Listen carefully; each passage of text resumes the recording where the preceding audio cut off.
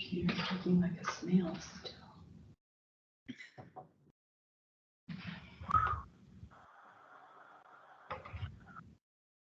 There's about 37 on, including all of us. I know a couple, I've got some emails, there are a couple people that are going to be late. Okay. Yeah, there's just. We're going to go right at 10 o'clock just because this is okay. So much time. Yeah. So we'll just give it one more minute. And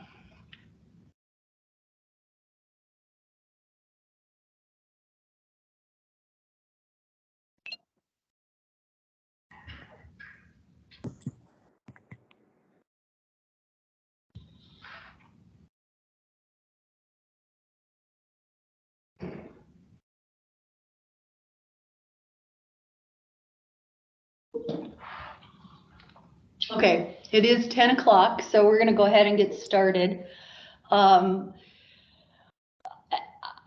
This is Sherry Poole. I work for Montana Disaster and Emergency Services. I'm the Eastern Regional planning lead for the mitigation plan project that we're doing. Juliana Prospero is our contractor lead who's going to be running the meeting today. Thank you very much for those of you who are joining. We know there's some weather issues going on out there, but thank you for taking the time to be on the call. We appreciate that. And if you could all make sure to, as it says on the bottom, type your name, title, and affiliation in the chat box. That is basically our sign-in sheet. We want to make sure we capture everyone. If there are if there are a group of you in one room, then please enter each person's name and affiliation as well so we can capture them. And I am going to turn this over to Juliana. I'm here in the room with Andrew also right now. So if you guys have any questions throughout, don't be shy. Feel free to ask. And this is a participation meeting, so jump in when you have things to say, okay? And this is what Juliana and team have put out is what they think that your risks are. Your job is to be sure to tell us if that is correct or not, and to jump in with any other information that they may need to put into the plan. So again, this is best guess on their part. Your job is to make sure it's correct. So don't be shy, participate. And I'm going to turn it over to Juliana. Great.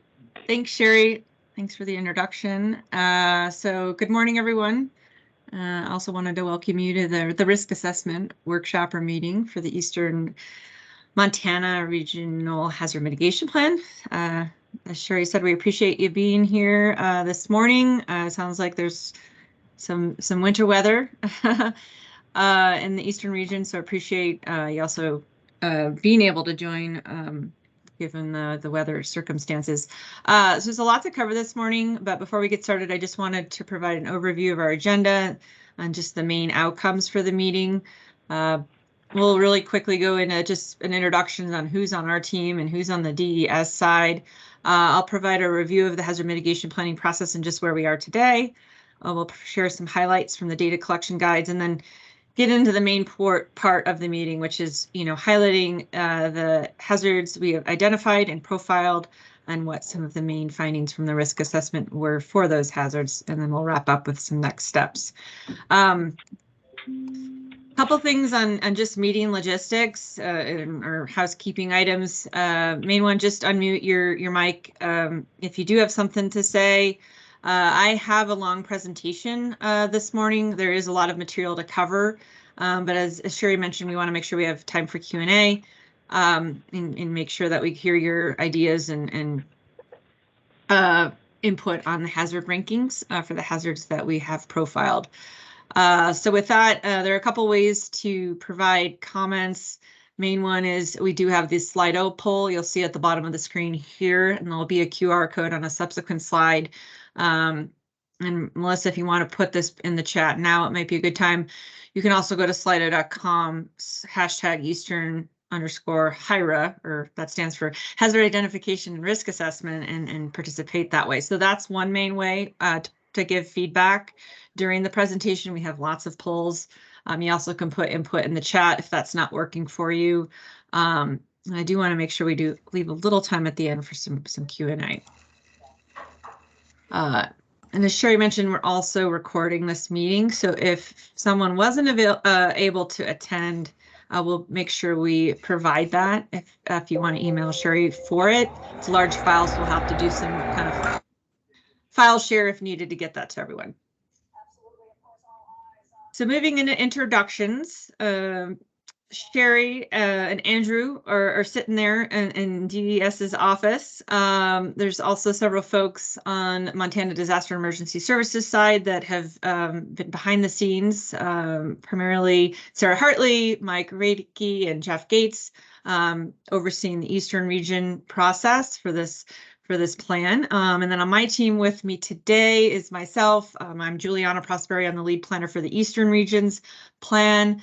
All the planners you see here have some way or another contributed to the risk assessment, but on the line today is Melissa Baum, who's one of our hazard mitigation planners, Natalie Schoen, also a planner, and then our teaming partners at SWCA, Emily Gearley and Tim Shute, will present the wildfire risk analysis. And then again, for those on the line, this is just a reminder too, to if you've just joined, to enter your name and title and affiliation in the chat box. So here is our code for Slido. If you want to enter that, you can also take a picture of that QR code and participate on your phone while you review or view the slides today. So let's get into some of the terms that you may hear today. And I just wanted to give a brief overview of what these are, because we talk about them a lot. Most of our audience here is emergency managers, so this is all probably familiar terminology or definitions, but quick review and refresh is helpful. So hazard is just any act or phenomenon with the potential to do harm. Vulnerability is a susceptibility to harm, damage, or loss. In this case, as a result of the hazards that we're looking at in this assessment for the state and the regions within Montana. Exposure is more specific to the impacts on people, properties, and critical facilities and lifelines or assets that can be impacted or lost or damaged in the event of a hazard. And then risk is looking at the vulnerability, exposure, and probability of the potential impacts that a hazard event could have on a community. So it's the combination or the overlap of a certain hazard and the assets within a community. And where there's that overlap is where you have risk.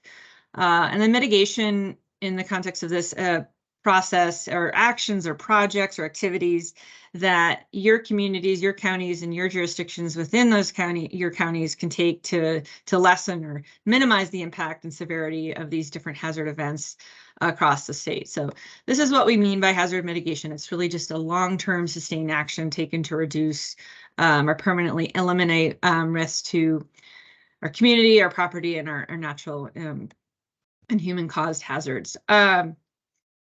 And that's just our emergency management cycle graphic on the right. So mitigation planning and funding all stems from the requirements outlined in the Disaster Mitigation Act of 2000. There's federal funding for both pre and post-disaster for hazard mitigation projects, but in order for a county and a city to be eligible or a special district to be eligible for that funding, you must have an approved hazard mitigation plan in that community. These plans also must be updated every 5 years to remain eligible for that funding. So this is really the legislation that sets forth what all those requirements are. And with that, we also look at guidance that comes out from the Federal Emergency Management Agency and how to develop those plans. So they have specific policy guides for both tribal plans, state plans, and local plans. One thing that's important to note, we've been coordinating a lot with federal and state and regional partners, mostly FEMA, because they recently released an updated guidance for these local plans that will go into effect in April of next year. So we are actually following that guidance document for the Eastern Regional Plan throughout this process. Some really high-level changes consisted of increased stakeholder engagement from community-based organizations, primarily those that represent socially vulnerable or underrepresented groups. There's an emphasis now to include and address climate change considerations in the hazard profile and risk assessment section, include updates on building code compliance, and just also making sure there's a stronger linkage that bridges the gap between where your current capabilities are and where you can, what new mitigation actions are. So what gaps are there, and where there are gaps, trying to develop appropriate mitigation actions in the mitigation strategy for those areas.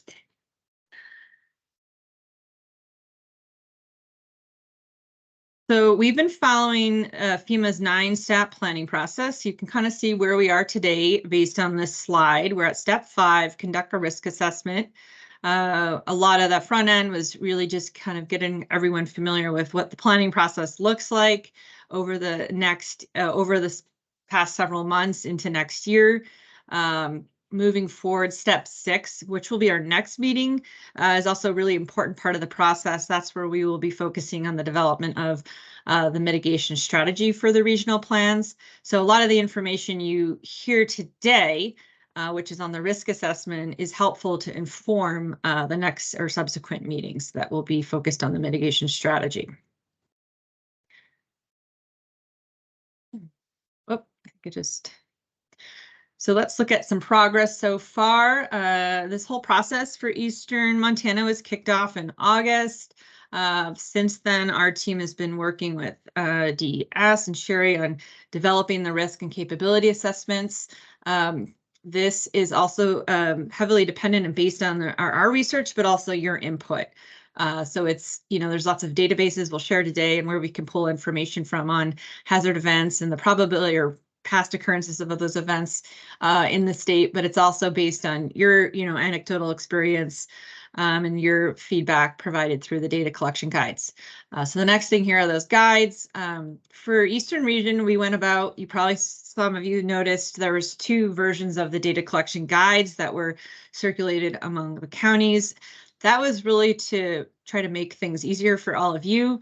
The full data collection guide obviously went out first, and those were for counties that hadn't done a local plan update in a while, but several counties, and there's 14 total, were given an abbreviated or modified data collection guide that was a little more focused on the updates in the FEMA guide that came out earlier this year, and also just shortened a little bit in order to make it the process of pulling that data together from everyone in those counties a little bit easier. And then the other thing we had out on the web page was the public survey, and that just recently closed. And we will get into a brief summary of those results at the end. And I'm happy to say that I think the Eastern County had the most participation, which was really great.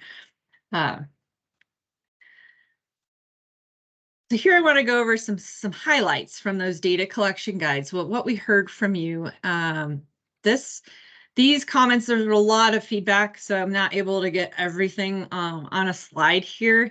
But for those that did the full plan, some of the key takeaways here in the comments are just focused on growth and development trends.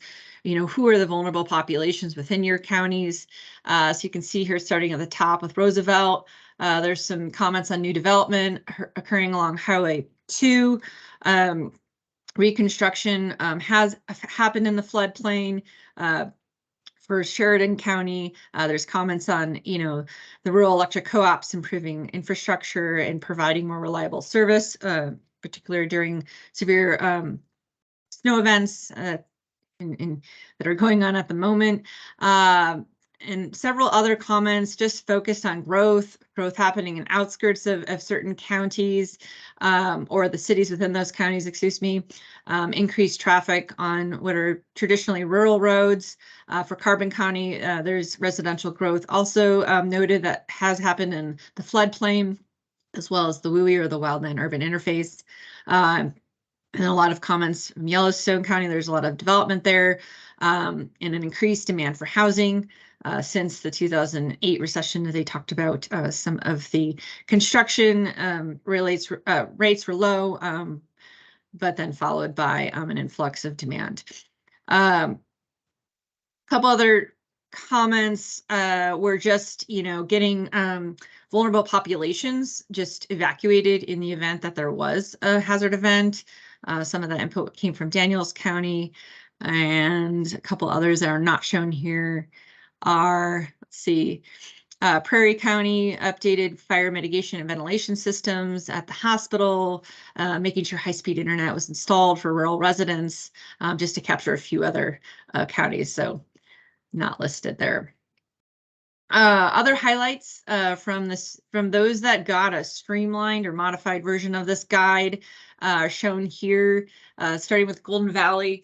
Wanted to highlight some of their flood mitigation projects, work on evacuation route planning, developing an LEPC and social media just to share that information with the community. Rosebud County has been working with Army Corps for a levee repair and maintenance project.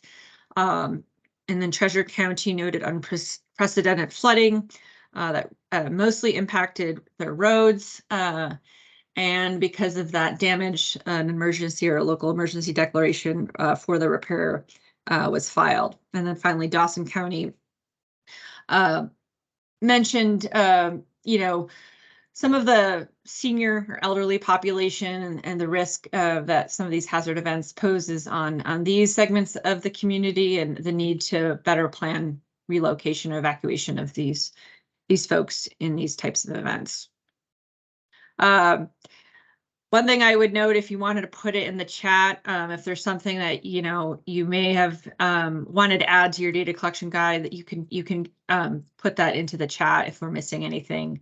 Again, I couldn't get everything in here. There's several other counties, but these are some of the highlights.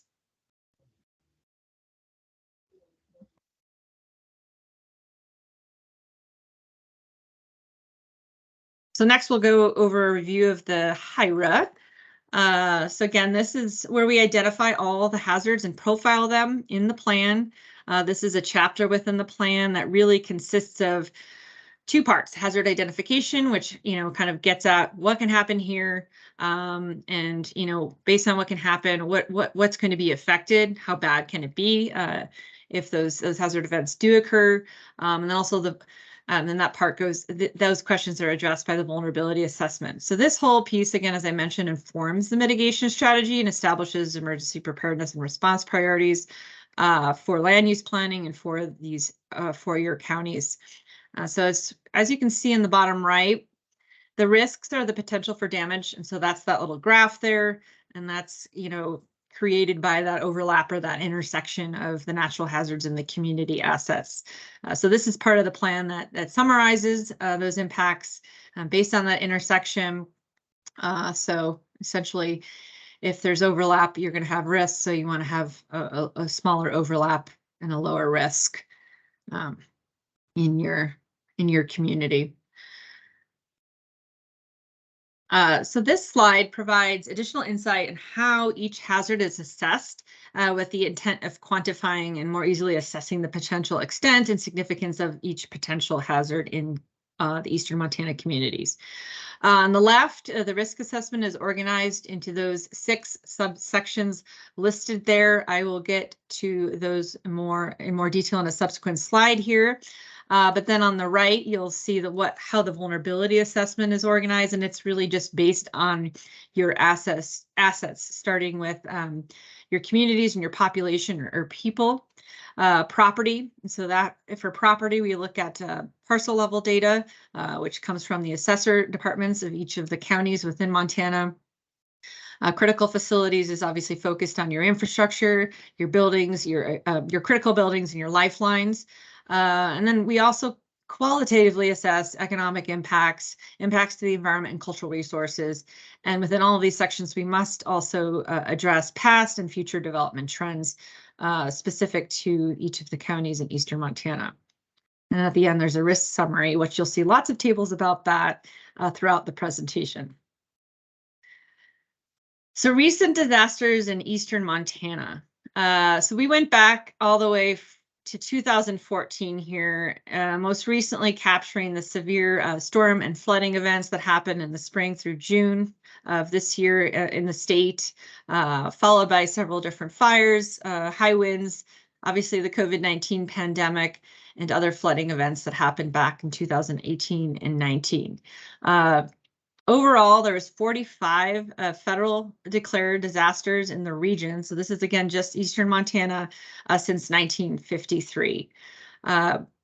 We couldn't get everything in here, but as you can see, there's other events. And if there's anything else you wanted to add that has happened since that most recent flood event, for example, on the Yellowstone, please note that in the chat and we'll make sure that that's added. Again, all this information will be in the actual risk assessment document. Got a quick question for you. This is Casey on that last slide. A hurricane? Oh, I just missed the hurricane. Oh, so the hurricane is associated with Hurricane Katrina. And so there were evacuees from that event that came to most of states across the United States.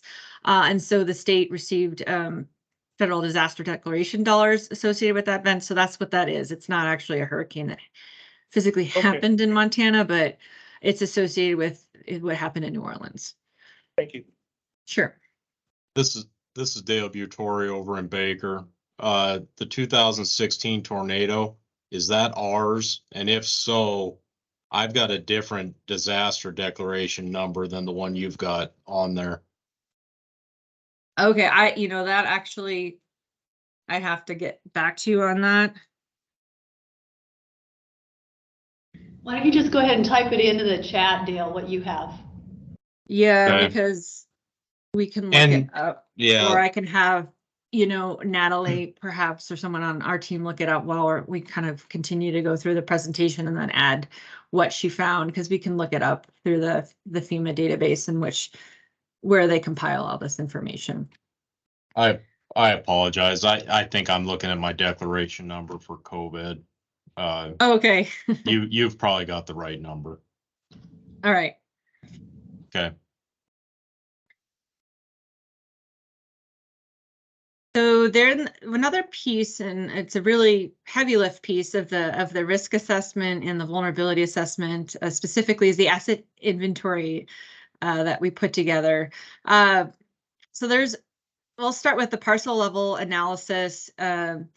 This really gets at all the property. Obviously there's lots of private property throughout eastern Montana within each of the counties, and we gather assessor data and we do a parcel level impact assessment based on the center point of a parcel. That's what centroid is referring to better understand the risk of property and the number of parcels at risk. And with taking that assessor information, you're able to get a dollar value of improved building structures, a content value associated with those parcels, to get a better understanding of, just overall the values of those properties. We also pull together a pretty detailed critical facility database. The Eastern Region's database currently consists of almost 4,000 critical facilities. It's 3,979 that we evaluated just in the Eastern Region. So these are organized or grouped by the FEMA's lifeline categories. Again, these are lifelines, and they've been organized by FEMA to help better increase the effectiveness of disaster operations and better position agency, but also counties to respond to different hazard events. So these are, again, all your fundamental services in your counties and your communities that must be enabled. And when they're enabled, they support all other aspects of your community. So they're vital to maintaining just normal day-to-day services. So they're your hospitals, your fire and police stations, emergency operations, and then also key energy, water, wastewater, and other utility type facilities. So the hazard rankings that you'll see in some of the slides once we dive into the hazards themselves are organized based on these 6 subsections or categories I showed on the previous slide. just to get a little bit more into this. This is kind of like our cheat sheet for when we actually rank things, what it's based on. So these sections are what we've pulled out to show, what the hazard is. So there's always going to be a description in the risk assessment. You'll see on, what the hazard is, why it's a problem. The location is just really asking how much of that hazard, say wildfire threat areas, the floodplain, for example, covers the region or a county's planning area. And so it ranges from extensive to limited. So extensive is if that hazard, is covering over 50% of your community or of the planning area. In this case, we're looking at the whole eastern region of Montana, but then also each specific county within. A location is how much, past occurrences is also considered, and this is just not shown here, but a list of past events. The potential severity or extent really gets into, how much damage can occur, what kind of impacts does, that hazard cause, and then frequency of occurrence, which ranges from highly likely, occasional to unlikely, addresses just the change of occurrence from one year to the next. And we take all that information and then assign a hazard ranking or significance level, which actually is a qualitative summary, but based on these quantitative metrics shown here. So essentially a hazard that has, covering 50% of the eastern region of Montana, and it's if it occurs and is likely to damage 50% of your property, and has also a high likelihood of occurrence, would be an example of a hazard that has a high significance level. Within all these, we also integrate climate change considerations. That's now required to be addressed in the plan according to FEMA's latest policy guidance. Another question for you. This is Casey. Go back, please. Sure. As we develop this plan, those hazard rankings, we have a hazard ranking for hazards that are regional. Will each of the independent county plans alter those rankings based on the community that it's pertinent to? Yeah, that's a great question. You will actually be able to visually see how that differs or varies from across different counties, and what we may assign. Obviously, the whole eastern region may obviously differ from your county. For example, Yellowstone may have higher or lower rankings compared to the rest of the region and also other counties. And so that is shown. You'll see that we have some tables that are pretty detailed given the number of counties in eastern Montana, and we show all those different hazard rankings there. So that's the part I think Sherry emphasized. It would be helpful to get input from everyone on so that we get those right. Okay. So next question here is, and we asked what jurisdiction do you represent? And this is just to help tie some of your later feedback on those hazard rankings together, so we know what feedback is tied to what jurisdiction. So if you don't mind trying now the slido.com and joining the poll there, either through the web page or your phone with the QR code. This will help us understand obviously who's participating, and then again, like I said, what your feedback, who provided that feedback in their later Slido poll questions. We'll give it a couple minutes or a minute.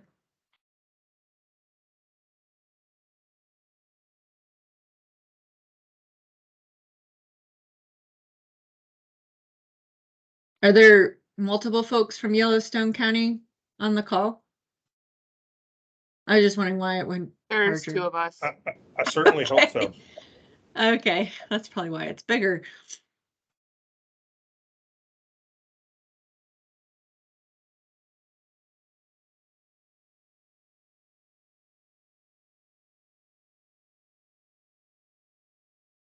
All right, looks like we have some more folks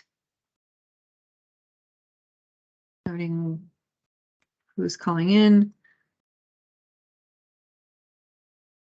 Got the tribe, school districts, great. I'm going to move into some of the hazard profiles, starting with flooding, our favorite one. So since 1975, there have been 10 federally declared disasters for flood events in the eastern region of Montana alone. You probably saw in that previous slide of the declarations, one of those largest events just occurred this year. The primary flood hazard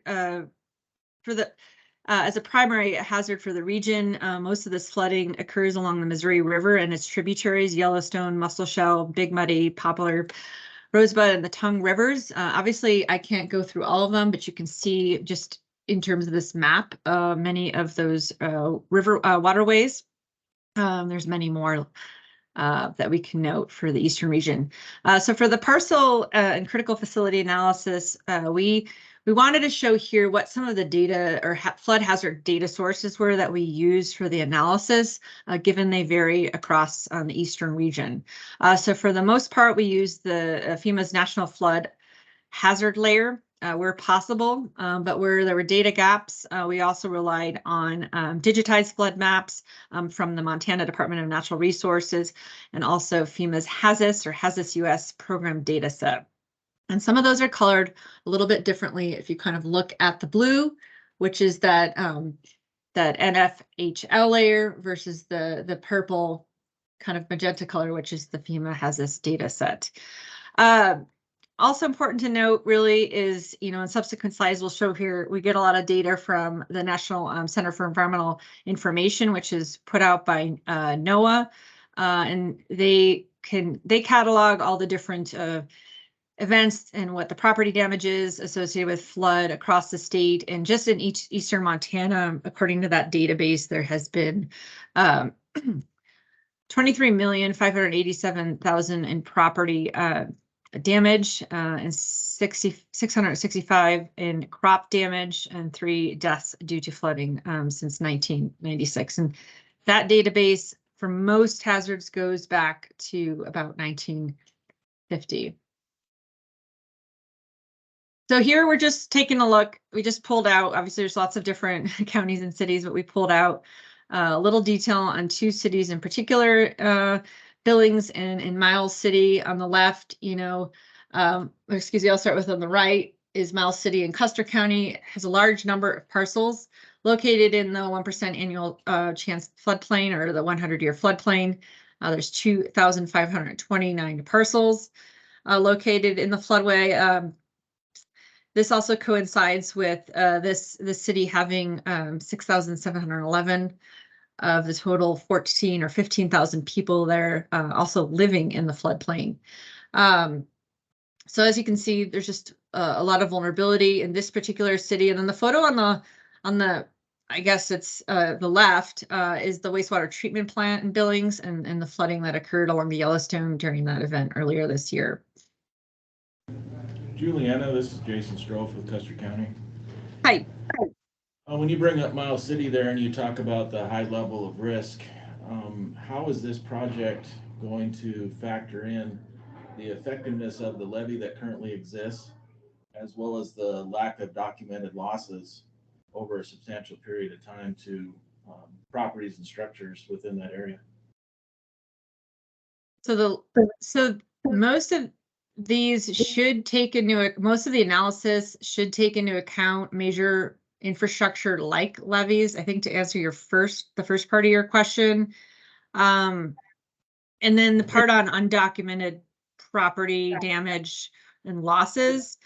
So if that information in this case isn't available from some of these public sources, or it's just like underestimated, we would rely pretty heavily on the information in the data collection guide as a starting point to address those gaps, if that helps. I'm not saying that it's underreported. I'm saying the information doesn't exist because the losses haven't occurred. Oh, okay. Sorry. Levee that currently exists but is not recognized by FEMA. Oh, well, if it's not recognized, yeah, then it wouldn't. That's why maybe this risk is greater in this case than because it doesn't take into account that levee. So basically you're just repeating what FEMA's already doing. You're not taking into account any reality of the effectiveness of this flood protection that the city of Miles City has benefited from for probably close to 50, 60 years. Yeah, we would need to, I think, add that into the analysis. And as the way I understand it, if it's not in the database or in our like our GIS data, that wouldn't be accounted for. And so that's why we would need to like more of a include a narrative or a qualitative summary of that, of the protective, ness of that particular levee system. Hey, Jason, this is Mac Chambers. I did the GIS analysis for the mapping for this. And a lot of times FEMA for the accredited levees, they have a designation of area protected by levee, and that would potentially have covered most of this city if that was an accredited levee. And that's what they're basing a lot of their analysis on, is the accreditation of these, and not a natural levee or a, like a farmer building their own levee on their land. And if that's, do you know if Miles City is participating in the national NFIP? Yes, Miles Cities qualifies for NFIP, and 80% of what you're showing there is city limits and the 100-year floodplain, and any of those parcels that have mortgages against their property are required to purchase flood insurance. Right. But my point exactly. The fact is, we have a structure that protects the city. It's been proven to protect the city multiple different times. We don't show the losses because they're not occurring. And really the risk assessment that FEMA is identifying here, that this project is basically just repeating, is probably a little faulty, because we do have a lot of parcels that have LOMA'd out of that 100-year. And secondly, very frustrating when we can't take advantage of what reality is. And the reality is we have a protection mechanism that's been functioning and has protected the city. Hey, Jason, this is Sherry. How about if we get with you guys offline and we'll get with Juliana and to see if there's some kind of narrative we need to add to this, we can work on that so that we can make sure that this is covered in your part of the plan. Does that sound okay? Yes, thank you. Yeah, you betcha.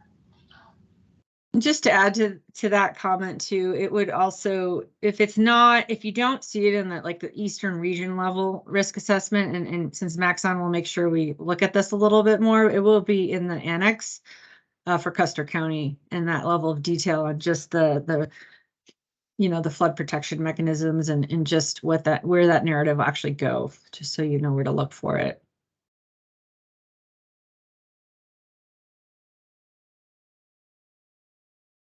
So moving on, there's quite a few slides here just on flood that I want to go through. The results of the analysis for parcels at risk to the 1% annual flood event are shown here. As you can see, there's 7,000 improved parcels within the 100-year floodplain with estimated losses over $1.2 million in the region, to the risk of the 1% annual flood. Again, Custer County, Yellowstone County had the highest amount of losses to parcels within the region. This also does coincide with just the number of highest area of population in Montana, with over 150,000 people in those areas. There's also, as you can see, just to point out that number 13,766 people at risk. This is calculated based on an average household size multiplier. And I do want to point out here that the tribal nation or reservation lands are not shown on this table. We have that shown in our next slide here. So taking a closer look at the flood risk in the tribal nations, I'll just start with that Fort Peck is actually not participating in this planning process, but we did, given they cover a large portion of the eastern region, shown all the tribal areas here. For flooding, as part of our analysis, we identified 412 improved parcels with an estimated loss, as you can see here, of over 22 million within these areas of eastern Montana. So the Crow tribe has just over 11, almost 12 million in estimated losses, and Fort Peck and the Sioux tribe has about 10 million in estimated losses in the past due to flooding. As you can see, excuse me, I'm losing my voice. There's a total of just over 1,000 people on these lands also living or residing in these flood areas, or areas that have the potential for flooding.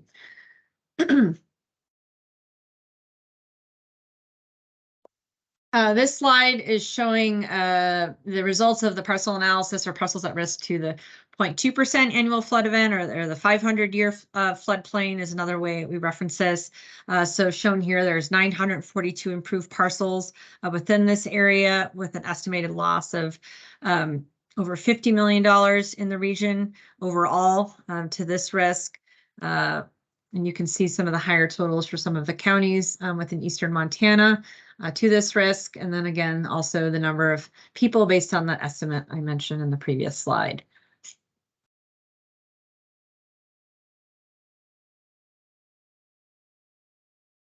So critical facilities, as I mentioned, we also look at that and those facilities at risk to within the 100-year floodplain. This is just a snapshot of Valley County. So we just pulled out another example here, how many critical facilities they have within the floodplain. There's 60 total facilities. The highest of those facilities are primarily critical facilities that are within the transportation sector, which is pretty similar to the other 22 counties located across the eastern region. There's a total also of 767 critical facilities at risk to the 1% annual chance of flood. And again, those are mostly transportation facilities, followed by communication facilities, communication towers, for example, that have also a high risk of being flooded.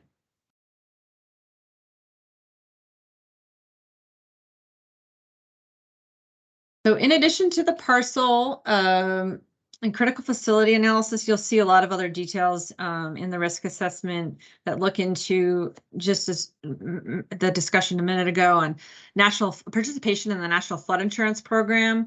So here we see the number of claims, coverages, as well as the number of, we also look at the number of repetitive loss properties, which is not shown on this slide. And that's defined as any insurable building that has had at least 2 or more claims of $1,000 paid by the NFIP. So every county actually in the eastern region does participate in the NFIP, but region-wide there's been 1,000, just over 1,000 flood claims and 7 million in claims paid, as shown here on this in this table. So Custer County had, yeah, go ahead. Question on that this data, or any of the things that we are showing as data, can we put, and maybe parenthetically, as of? Oh, as of the such and such date? Yeah, but, and the reason I say that is I'm sure we don't have the most recent flooding data, which is going to make these numbers significantly larger.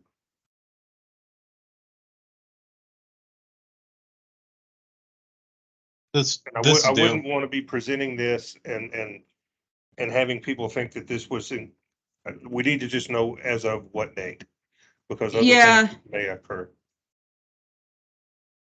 I don't think even if we pulled the data, for example, like in the last month, I guess we'd have to look to be certain like whether it included the flooding that occurred earlier this year. So that's a good question, or a good point. Yeah. Just out there beside it somewhere, just as of. Yeah. This is Dale.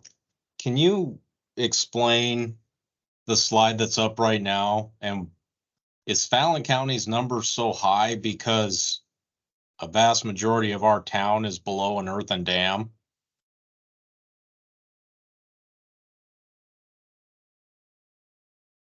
Well, actually, So that was, so it's actually highlighted more as something to check on. It's not, I was just questioning whether that was just an error, to be honest, on the coverage number that's highlighted in red.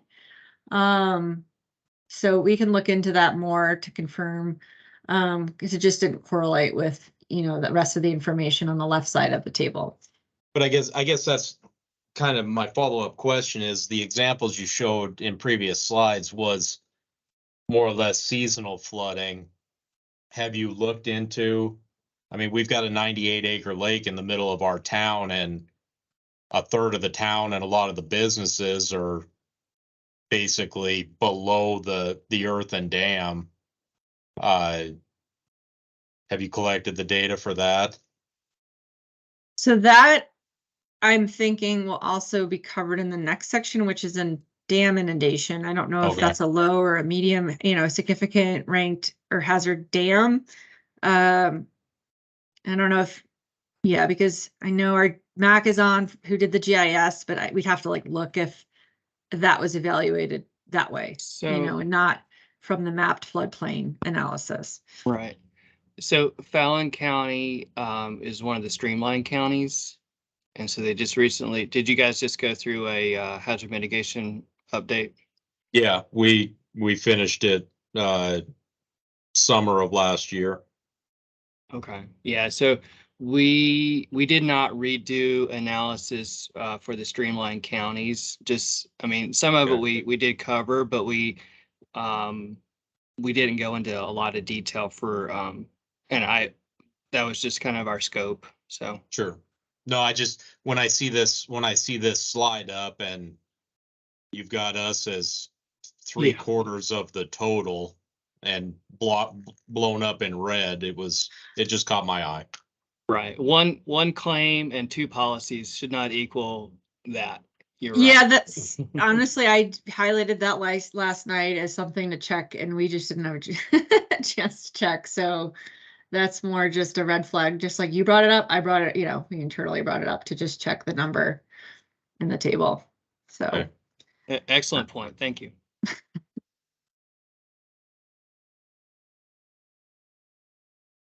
I am going to move on in interest of time here just to the, so you can all see the flood risk summary table that I was talking about previously. So again, based on the analysis and, our take, again, this is an iterative process. We've assigned a significance rating for flooding to all the counties based on some of the indicators or metrics I talked about previously, and suggested based on that an over, all region-wide significance level for flood that is high, medium, but then it varies across jurisdiction, as you can see here in this table. So this is the kind of part where I'm just going to leave it up here for a couple more seconds. It's just helpful to see whether that is reflective of your county.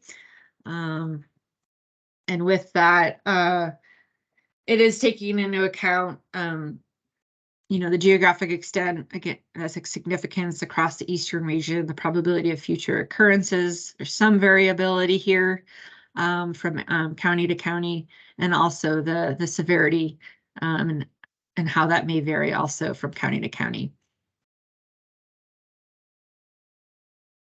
So with that, the first hazard-related Slido poll is we really want to hear from you, and this is your opportunity to indicate whether you think the significance of flooding for your jurisdiction, if you had a chance to look at that, if you need me to go back, I can, is ranked properly.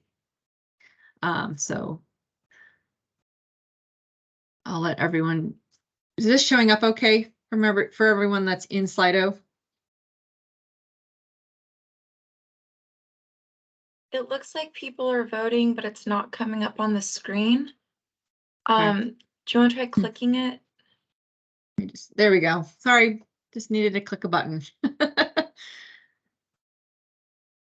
And so again, with that previous question, we'll be able to see who wrote what's high, for example, is linked to, or what jurisdiction ranked flooding high versus medium versus low.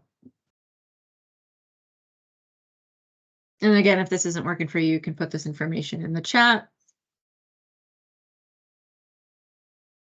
And I am going to move on into dam failure. So when we talk about dam failure here, this is referred to as like a complete failure or an incident or event that results in an unexpected release that causes rapid downstream flooding. So dams are classified as either high significant or low hazard dams. And so high hazard dam is one that will likely cause loss of life and result in property damage, whereas a significant dam is one that results in loss of life, but is not likely to fail or cause impacts that way. It may cause, however, economic losses, environmental damage, and disruption to other lifeline facilities downstream. And then low hazard dams are those that are likely to only result in minimal property damage. So according to the National Inventory of Dams, there are a total of 1,647 dams in eastern Montana. An overwhelming majority of these are low hazard dams. Of these, 31 are high hazard and 73 are significant. We pull a lot of this information from the National Data Safety Incident Database that did indicate there was one past dam failure in the region, which occurred back in 1951 and did result in impacts to a family. There's other non-failure incidents that are noted in another database that we look at that's maintained by Stanford University. So if we look more closely at the risks, so just to point out here, the yellow areas are the tribal nation lands, but you can see there are 13 hazard dams within the reservation lands. 12 of these are federally owned, as shown on the map with the red triangle and the yellow circle around them. And there's one significant hazard dam that is also federally owned.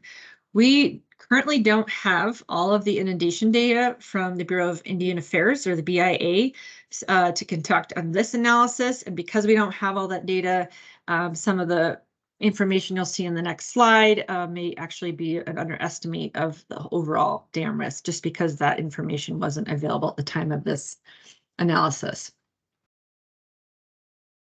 But in this slide, you can see a lot of the dams across the eastern region.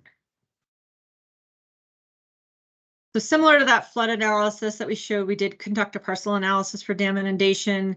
There are 10,411 improved parcels with a total value of over 3 billion at risk to dam inundation region-wide. Of the jurisdictions participating in this planning process, some of them that came up higher were Custer County, Yellowstone County, and this was followed by Carbon County. The value of property at risk was just over 1.3 billion for Yellowstone County, again, and the second highest of people with potential dam exposure was 5,971. Again, just more people in this county compared to some of the other counties in eastern Montana. So dam failure risk summary, looking at this, just, take into account what I said about best available data. We ran our analysis and I wanted to just note some of those data limitations on dam where we lacked information on dam inundation.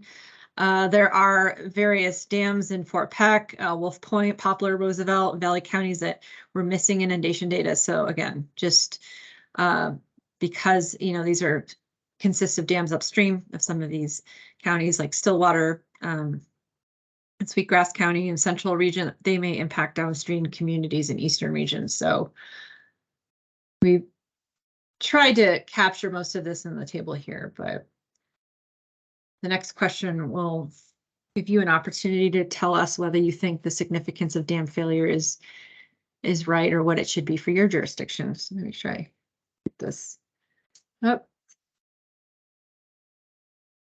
There we go.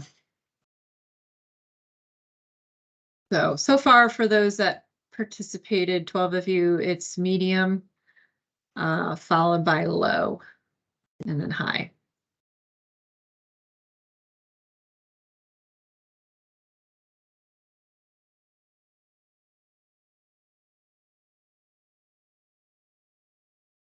Well, I am now going to pass it over to Tim at SWCA, and I hope you're on the line, Tim, or Emily, to present the wildland and rangeland fire risk.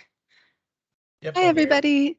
Thank you, Juliana. My name is Emily Geary, and I'm the project manager for this project, and I work with SWCA Environmental Consultants. And we are preparing the hazard identification and risk assessment for the wildfire chapter. And I'd like to introduce you to Tim Clute. He's a staff biologist who does fire planning, and he'll present the findings for this chapter. Tim, I'd like to hand it over to you now. Okay, hey, yeah, thanks Emily, thanks for the introduction. So yeah, I'll get started. So as I'm sure you all know, wildfire can pretty much occur anywhere in the eastern region, but it's especially going to be prevalent in the south central portion of the region. And previous wildfire activity, it's varied from pretty small fires that are maybe less than 10 acres, but it can also have really large destructive fires that are hundreds of thousands of acres. And you can see those two fires, the Ash Creek fire and the Lodge Pole complex, were two of the largest wildfires in the last decade. And due to the previous ignition history in the region, we can infer that the probability of future wildfire is highly likely. And generally, we're going to see more wildfires in areas with an intermix of forest and rangelands and more variable topography, but they can also occur in the regions of grasslands. And as you can see, fire occurrence over the last 20 years is very prominent throughout the region. But on the graph, on that figure on the left, you can see that there are a lot of human-caused ignitions, and there's actually been a pretty steady increase in the number of wildfire occurrences attributed to humans. And just to reiterate, the two of the largest wildfires in the region, the first one was the Lodge Pole complex, and that burned over 270,000 acres in 2017. And that was predominantly in Garfield County. And then there was the Ash Creek fire of 2012 that burned approximately 250,000 acres of forest and rangelands. And that was predominantly in the Northern Cheyenne Indian Reservation. And the impacts of these fires can be extensive and can occur pretty much for the duration of the fire, and sometimes have pretty long lasting impacts.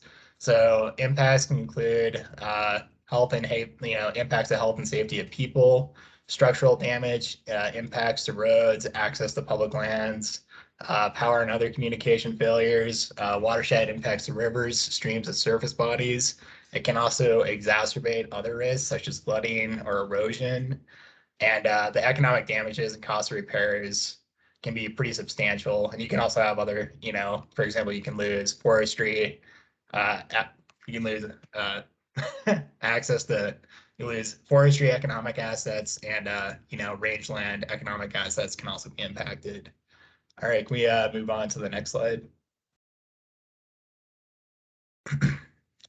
So for the wildfire risk assessment, we utilized a pre-existing risk assessment data set that was developed by the Montana Department of Natural Resources and Conservation. And this is called the Quantitative Montana Wildfire Risk Assessment, or MWRA for short. And it was developed by the Wildfire Risk to Communities team from the DNRC. And it was developed in cooperation with the Forest Service. And the Montana DNRC is kind of utilizing this project for assessment of wildfire risk across the state. And the risk assessment utilizes a series of data layers to determine overall wildfire risk. Can we move on to the previous slide? Sorry, can we go to the previous slide? Sorry, that was an accident. Okay, no worries. Okay. And as you can see, the risk across the region varies from low to extreme. And the layers include the likelihood of fire, the potential intensity of that fire, and the estimated values of the resources and assets, which are called highly valued assets and resources by the risk assessment in the landscape that are exposed to a potential fire. And it also takes how susceptible those assets and resources are to fire. So like, how are they fire hardened, or are they going to burn very easily if they encounter a fire? So overall, the wildfire risk with a combination of likelihood and intensity, which together is called the hazard, and the exposure and susceptibility, which is together called the vulnerability. So areas shown in red and orange are those areas where these factors combine to create the highest risk to resources and assets. And generally speaking, the risk is going to be exacerbated where there's a heavy concentration of hazardous fuels, which are going to be made more vulnerable to combustion as a result of drought or longer fire seasons and warmer temperatures. Additionally, other things that are exacerbating fire risk right now are invasive species, forest pathogens, and a history of fire suppression across the region. And just to address the blank areas on the map, these typically represent rangelands and agricultural areas, and they haven't had all their HVRAs or highly valued assets and resources mapped by the Montana DNRC yet. But these areas likely range from low in the more agricultural areas and medium to high in the areas with more grasslands and rangelands that are undeveloped. Generally speaking, Billings, Red Lodge, Laurel, Bridger Roundup, and Miles City are going to be the most at risk from wildfire. Okay, we can go on to the next slide. And this figure, we're looking at burn probability. And as you can see, it's pretty high throughout much of the eastern region, but it's predicted to be considerably higher in the areas with kind of rangelands and the intermix of forests in the south central portion of the region. And it's particularly high in parts of the Northern Cheyenne Indian Reservation, Powder River County, and Rosebud County.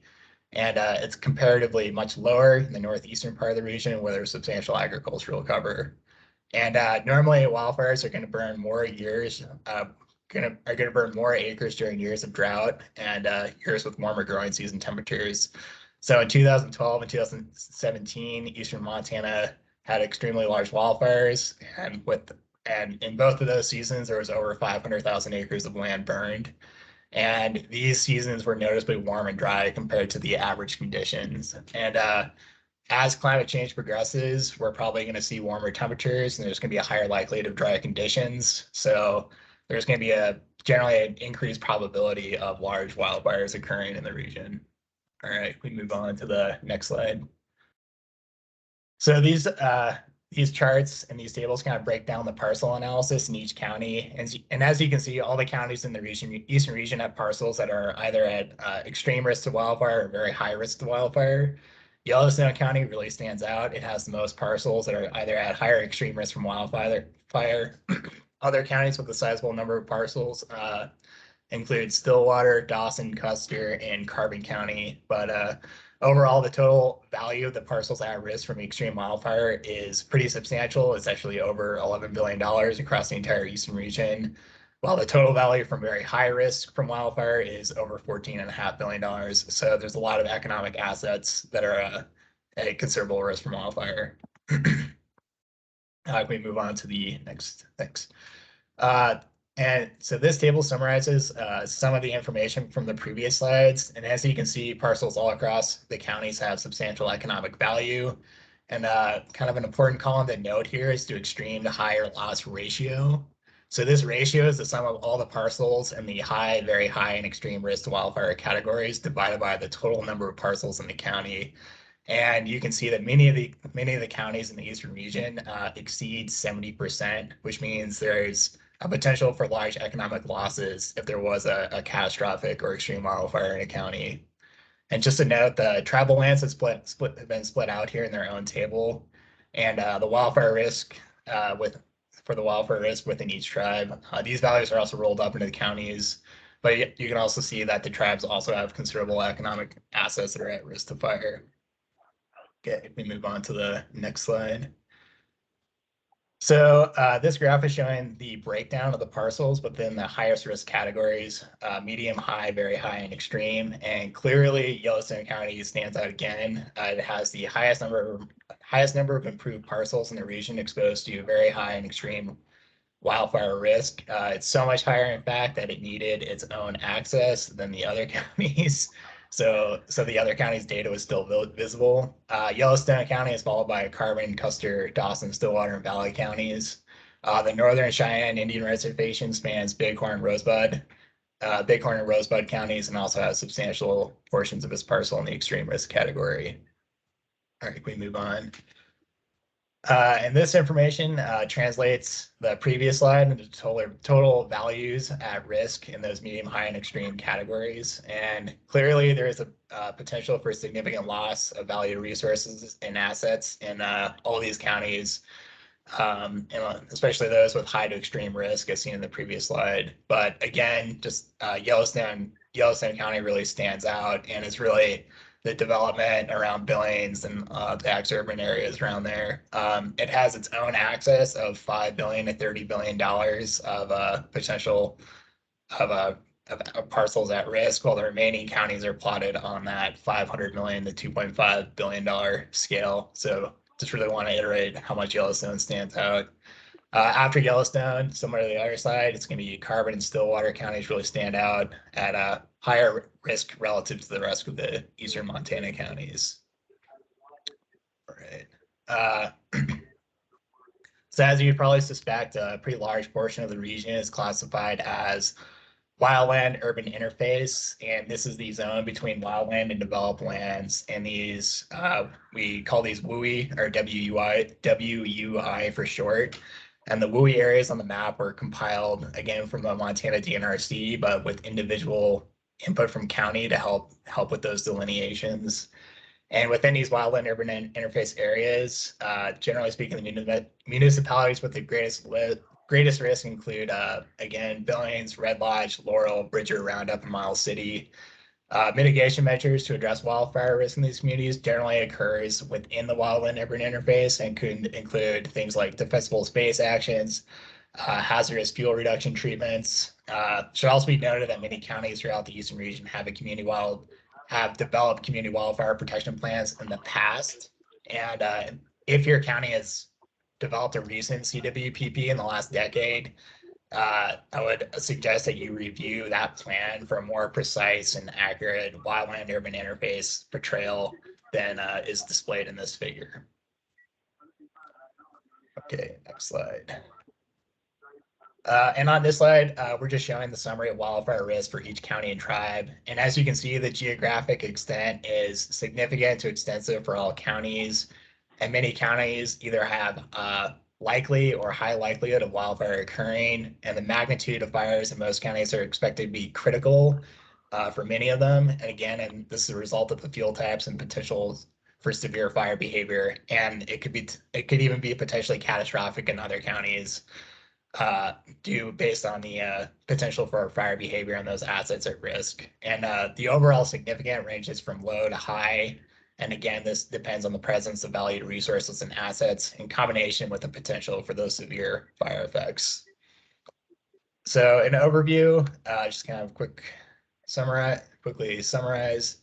The frequency of wildfires across the eastern region is variable, but generally areas with that intermix of forest and rangelands, especially in areas with complex topography, are going to have a higher burn probability than areas that just have rangelands or agricultural areas. And regions with significant agricultural cover are usually going to have a very low annual burn probability, but there is still a risk for wildfire occurring in those agricultural areas. Wildfire ignitions are going to occur most frequently in the south central part of the region. The counties with large areas of rangelands, again with complex topography, with maybe some of those dry ponderosa pine forests or Douglas fir forests, are going to experience the most acres burned in any given year. As climate change progresses, drought will be more likely, and we're probably going to see more detrimental impact from wildfire across the region. Related disasters, especially flooding and debris flows, will become more likely as the region experiences more wildfires in the future. Vulnerable populations, senior citizens, disabled people, low-income families are likely to experience the worst effects of wildfire. Property structure, critical infrastructure generally are at moderate to extreme risk throughout the region. And those jurisdictions surrounded by more fire-prone landscapes generally have the most structures, the most critical infrastructure at risk to wildfire. So I think that's just about it.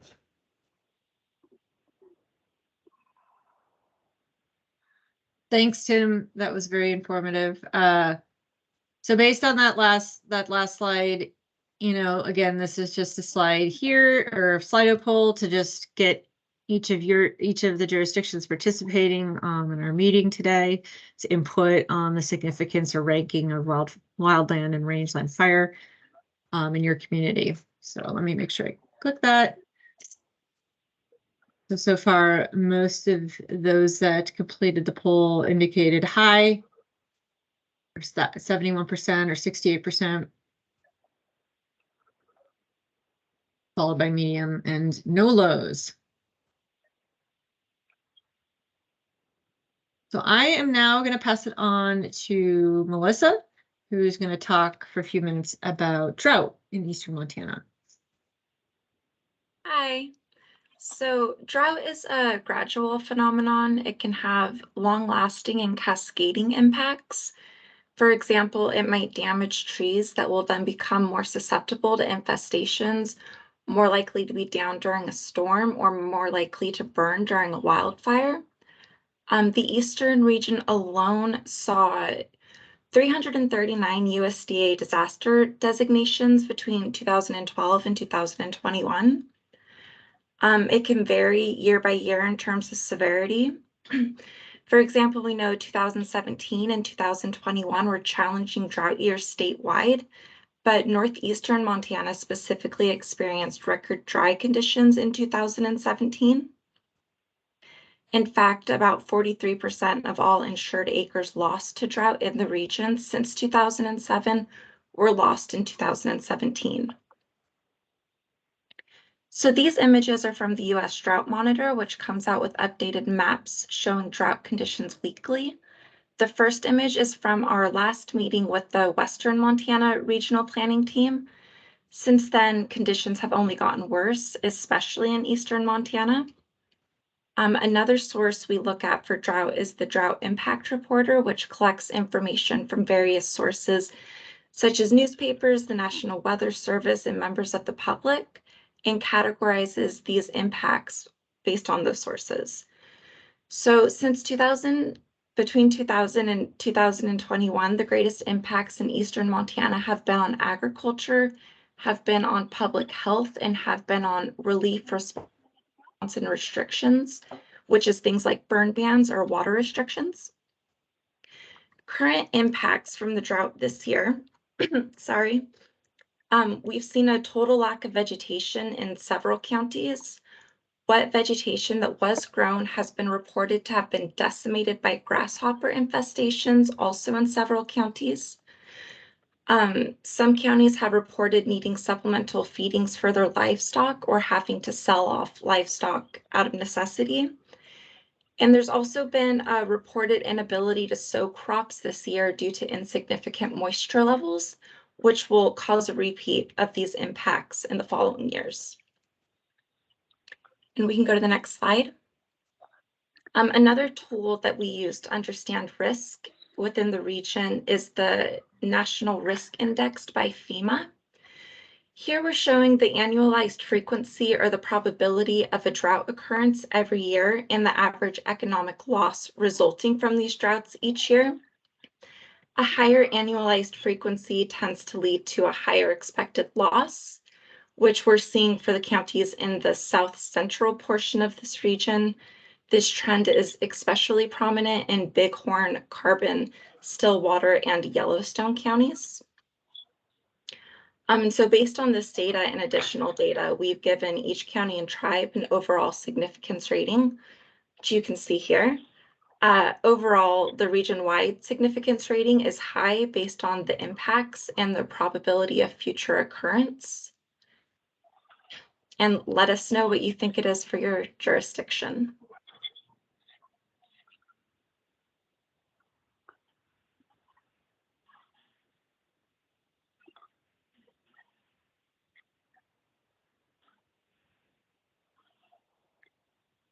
There we go.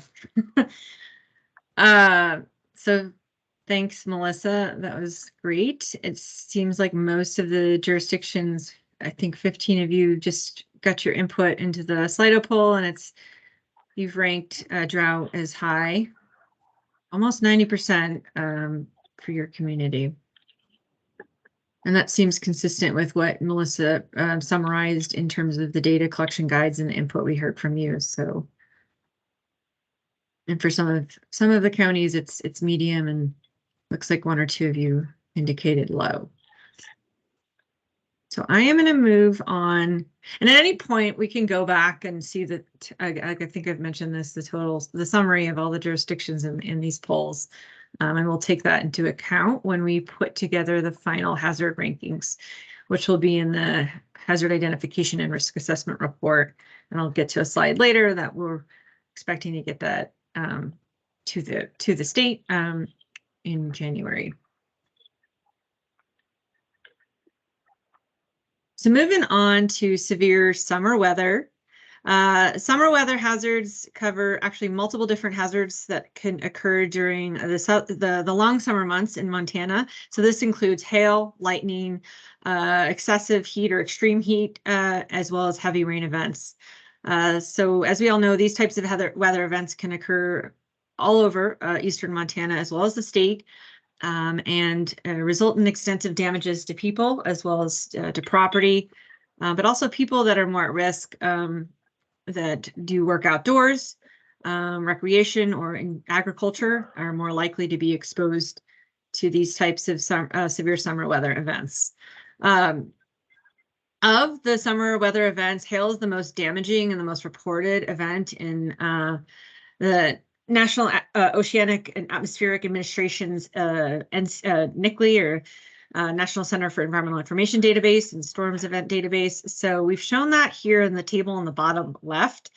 Again, similar to what Melissa mentioned on drought, this database depends on a collection of resources from newspapers, eyewitness accounts, first responder reports, and emergency management officials, and how it's all put together. So that information is shown there on the bottom left with over, I think important to note is the property losses exceed $31 million in crop losses of a similar number, given the agricultural industry in the eastern portion of the state, with a lot of days with these types of events across the summer months in eastern Montana. The map or graphic shown in the main part of the. Is there a question? Yeah, are we going to include tornadoes? So actually yes, that's a good question. We have a separate, we pulled out wind and tornado into a separate category. So given the frequency and so we'll cover that. I think it's the next section. Anyways, this map here, again, is also from FEMA's National Risk Index. It provides a hail risk index score, and it's a rating, again, that's representing a community or the county's relative risk for hail when compared to the rest of the state. So very high to very low. So that yellow, low to high, purple is showing the relative risk to hail, again, compared to the rest of Montana. Again, outdoor folks, outdoor workers are going to be the most vulnerable and need to find a shelter or protective shelter during these types of events. Other impacts may include property damage, road closures just due to flash flooding that may accompany hail events. And then also power and communication failures due to lightning during summer weather events and thunderstorms, and then also economic losses are very large. And hail is one of the costliest insured hazard in the state. There's also additional impacts to crops, landscape, and other vegetation. And it's been known to cause structure fires, and wildfires can also be ignited by lightning during severe summer weather events. So if you look a little bit closer at some of these events in the eastern region, Valley, Yellowstone, and Powder River counties have experienced the highest number of events between 1996 and 2021. So that's about 25 years of data. Valley and Yellowstone counties have also experienced the most property damage in this region. And this is shown in blue on the bar graph on the bottom left. And these events, so the costliest hail event referenced actually happened in Valley County in June 2007, and that resulted in 8 million in property losses, 15 million in crop losses. And then the costliest hail event you see here that happened in Yellowstone County was back in July 1998, which caused 8 million in property losses and 1 million in crop losses. So this is our summary for severe summer weather. As you can see, For geographic extent, most of the county, we ranked it as extensive. It's going to impact all of the counties in eastern Montana. The severity, it could the damage from different severe weather events can range and from extensive for most cases here, but also pointing out that it can also damage the environment and human life, and pointing out that hail is the most damaging of all of the severe summer hazards. Probability of future occurrence is highly likely. This is given that it's highly likely that a severe summer event will happen from year to year. Again, being reminded that there were over 5,000 reported events over just over 1,000 days over the past 67 years, based on the NCEI database. I talked about impacts and, taking into consideration climate change. There's going to be increases and decreases in temperature and shifts in precipitation, which is going to change the risk to certain types of severe weather hazards in the summer. So let's take a look at how all of you have ranked severe summer weather in your jurisdiction.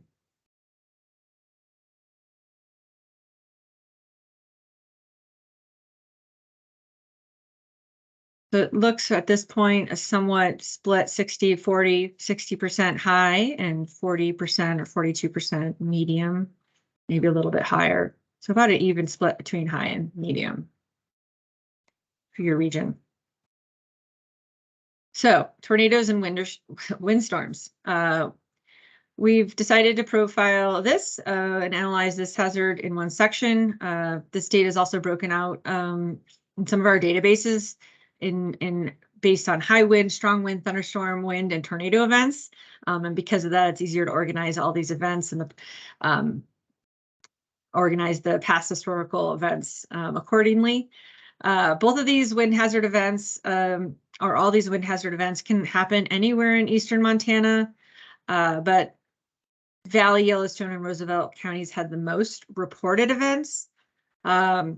It is highly likely that this hazard will occur every year to year in the region. In the summer and winter, the spring and summer months, wind events are usually accompanied by severe thunderstorms. But it's also possible for these to occur in winter, as we've seen with intensifying winter storms, heavy snow, which can result in blizzard-like conditions across the region.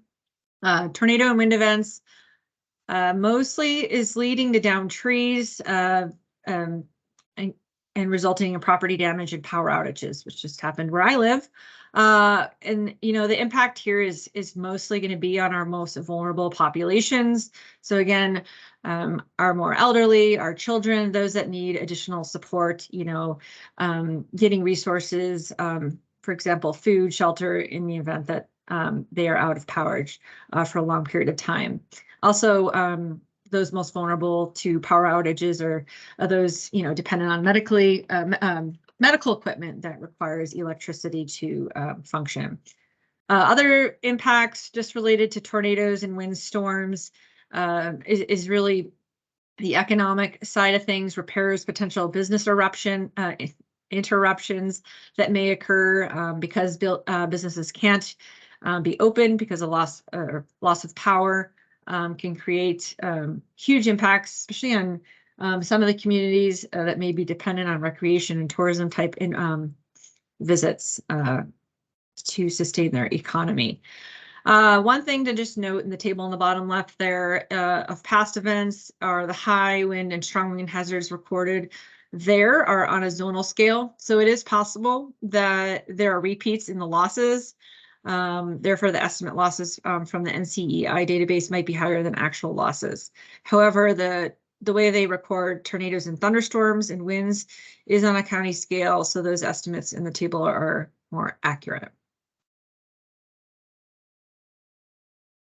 So looking a little more closely at tornado and windstorm or wind events in the region, as you can see on the graph, or the graph here, Yellowstone County stood out with the highest property losses from tornado events among all the other counties in the eastern region.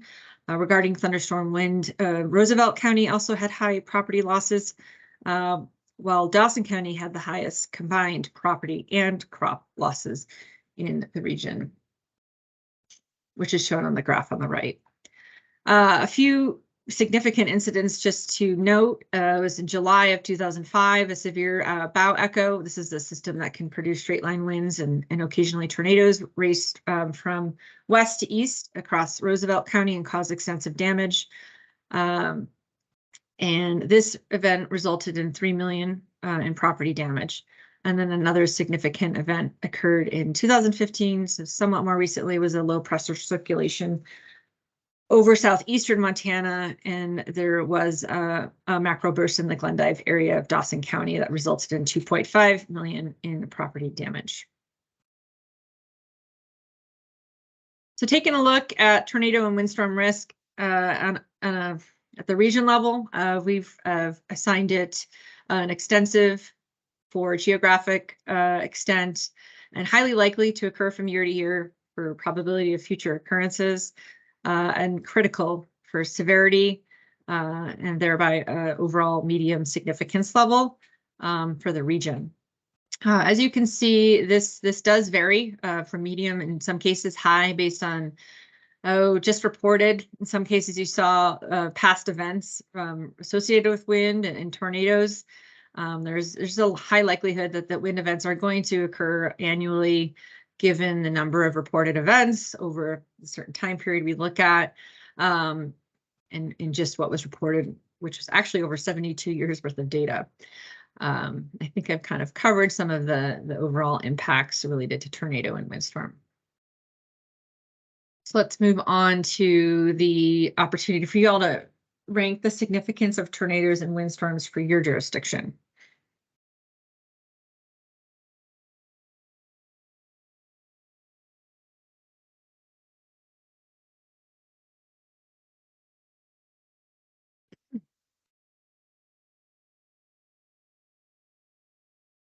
It's about medium, 57%. Most of you participating in the poll, followed by high. So next up is aligned with where we are in December with severe winter weather. Winter storms are the most frequently occurring and damaging type of severe winter weather hazard event in Eastern region. They're very likely, highly likely to occur from year to year. And, you know, this is an event over often a long duration of time that has the potential to cause significant property losses as well as casualties, and also impacts to people and livestock. There's also a potential impact associated with just being isolated due to road closures or even power outages, and the combination of road closures. Other types of failures are communications, loss of internet, and looking on that, again, that map on the top left, this is again from FEMA's National Risk Index tool. So it ranges from that yellow, low to high, meaning the community's relative risk to winter weather when compared to the rest of Montana. So it's a little less risk to winter weather when we look at, you know, western and central Montana. And then important to note again on the bottom graph on the left from the NOAA's and CEI database is just that some of those events are recorded on the zonal scale, and maybe a little bit higher, but the estimate losses noted in the property loss and information should be more accurate because it's based on a county scale. And then this graph in the right is just really showing, you know, the significance, you know, of critical facilities within Valley County, just for your interest, where there are, how, you know, critical facilities can also be at risk to severe winter weather hazards, particularly related to, you know, loss of accessibility to some of them during winter storms, and also if there's not adequate or reliable backup supply to some of our wastewater treatment plants, electrical line, and other facilities that are fixed, the impacts that can also have on communities. So winter storms are highly likely to occur, as I mentioned,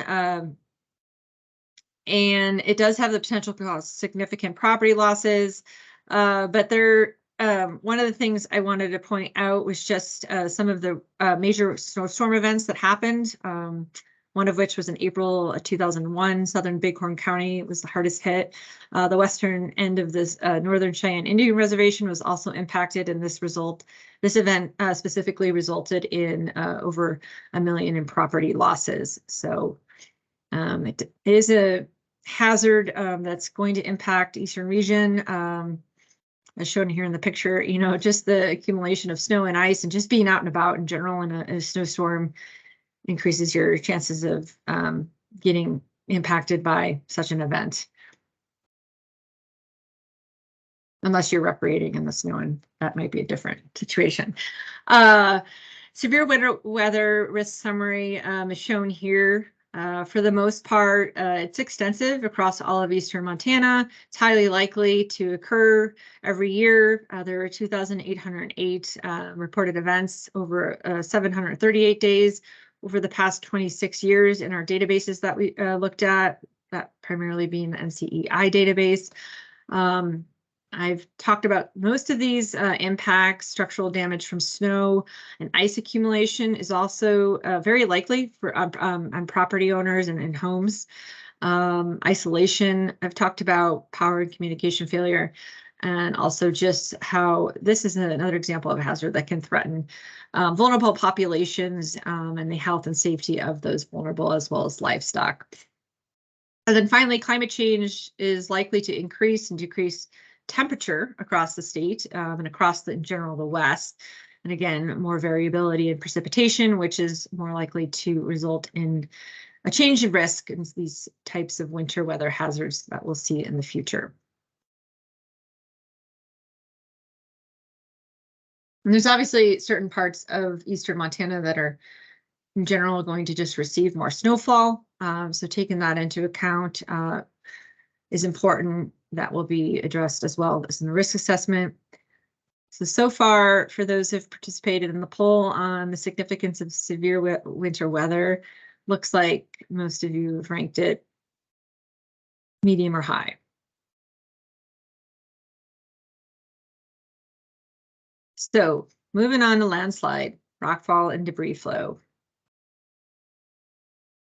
So spring is usually when we see landslide and rockfall events. One of the events that led to a disaster declaration for Daniels, Dawson, and Valley counties happened in 1986.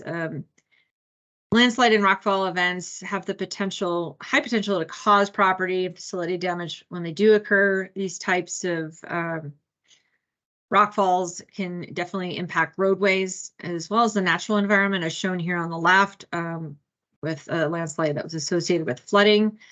It's also another good example of a cascading or compounding hazard, one that is exacerbated by drought, followed by potentially wildfires, and then extreme precipitation or snowfall during a wind event. And if those areas along a slope, for example, are devoid of vegetation, these are areas across the eastern region that are more susceptible to landslide and debris flow events. One thing I want to add is you will not see mapping here for this particular hazard. We are lacking consistent data for the entire region for this hazard.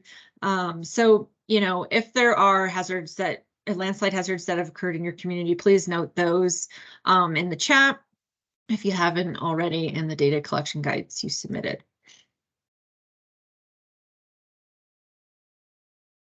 So we ranked, for the most part, the extent of landslide as limited across eastern Montana. There's obviously some likely probable landslide locations throughout the region where they're more likely, given topography. And when they do occur, taking into account that the severity of these hazards can range from negligible, but also be higher if there's more likelihood that property would be damaged associated with such an event. So overall, landslide in eastern Montana was ranked low for the most part at a regional level, as well as most of the counties, with a couple of counties potentially being ranked medium.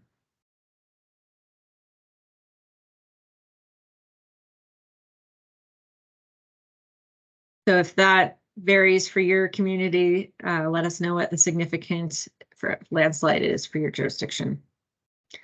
It looks like most of you ranked it low.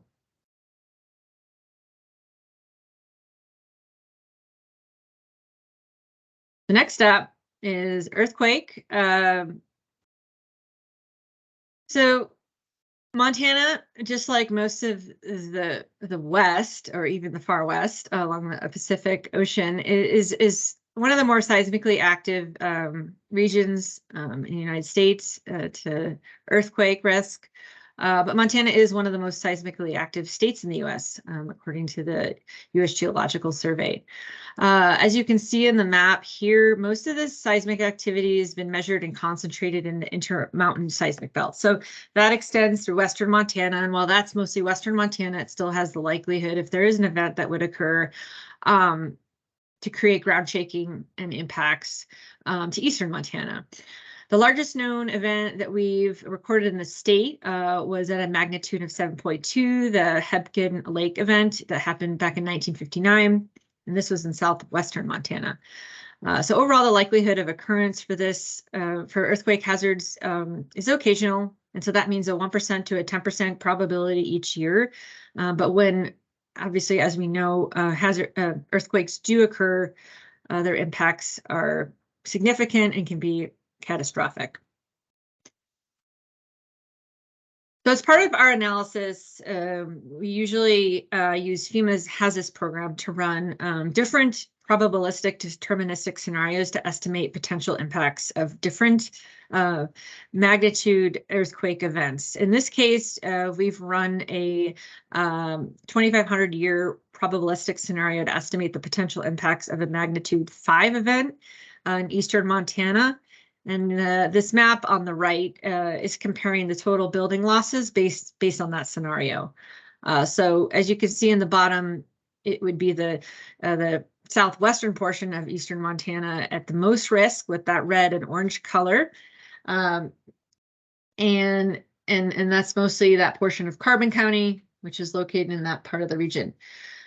Some of these numbers here in the eastern region totals, you'll see that is the output we get from when we run this model using FEMA's HAZUS tool. So it looks at injuries, it looks at total economic losses in dollars, how many buildings would result in damage, how many buildings would result in extensive damage, and then how many buildings will be completely destroyed. And it also summarizes potentially displaced households, as well as how much just debris can be generated in the event of an earthquake in terms of how many tons. You could see, which is obviously going to be associated with a huge amount of cleanup cost. And then lastly, other related cascading hazards here is landslide, rockfall, liquefaction, and also urban fires that may occur, usually associated with gas leaks. So liquefaction is another hazard that can occur during an earthquake. This is when the vibration or ground shaking from earthquake usually causes the soil to act like a liquid.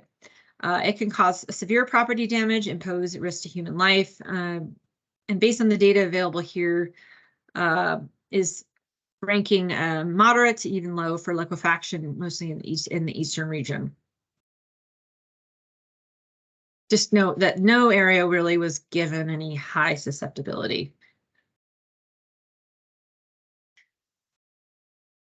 So for earthquake, the risk summary is shown here. Again, taking into account, we've assigned the geographic extent as extensive, just because it is a more seismically active state in the West. The extent or magnitude can result in severe damage to properties, critical facilities, and so on, and, as well as casualties. So extent, we've assigned it limited in some cases where there's just more property, more infrastructure, as you'll note, and still water and Wheatland counties, it's assigned critical. And then finally, the probability of future occurrence for the most part across the eastern region was occasional. So some variation in the rankings of overall. We'll leave that there for a sec and move on to the poll here on what everyone thinks the significance of earthquake is for your jurisdiction. Is it high, medium, or low?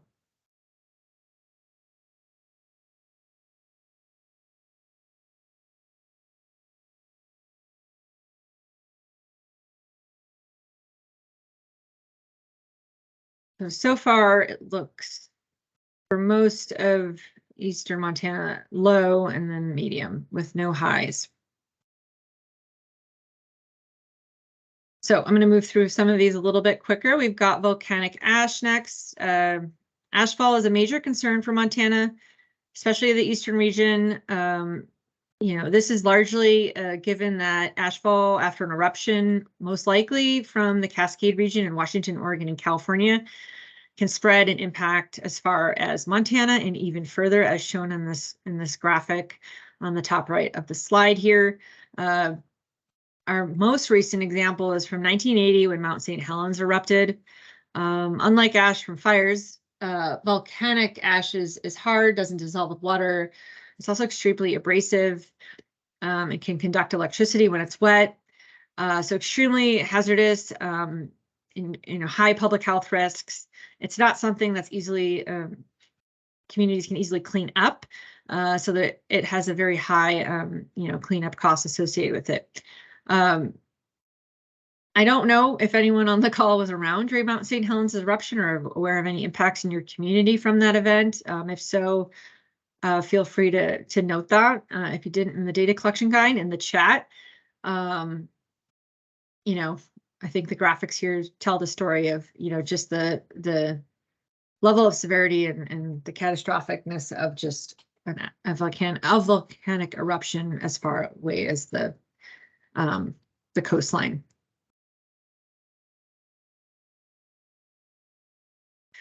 So given what if such an event could occur, while these are, exclusively single point occurrences on the West Coast, it could, if they do occur, the extent could be extensive. Obviously, the probability of occurrence is unlikely in any given year. And then the magnitude is really going to depend on the size of that eruption, and whether it's going to be a localized eruption or have become a global event like the Mount St. Helens event in 1980. So overall, this was ranked low.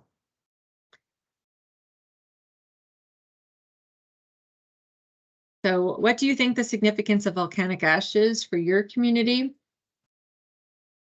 Before I move on to communicable disease. Most of you've put low. 94%.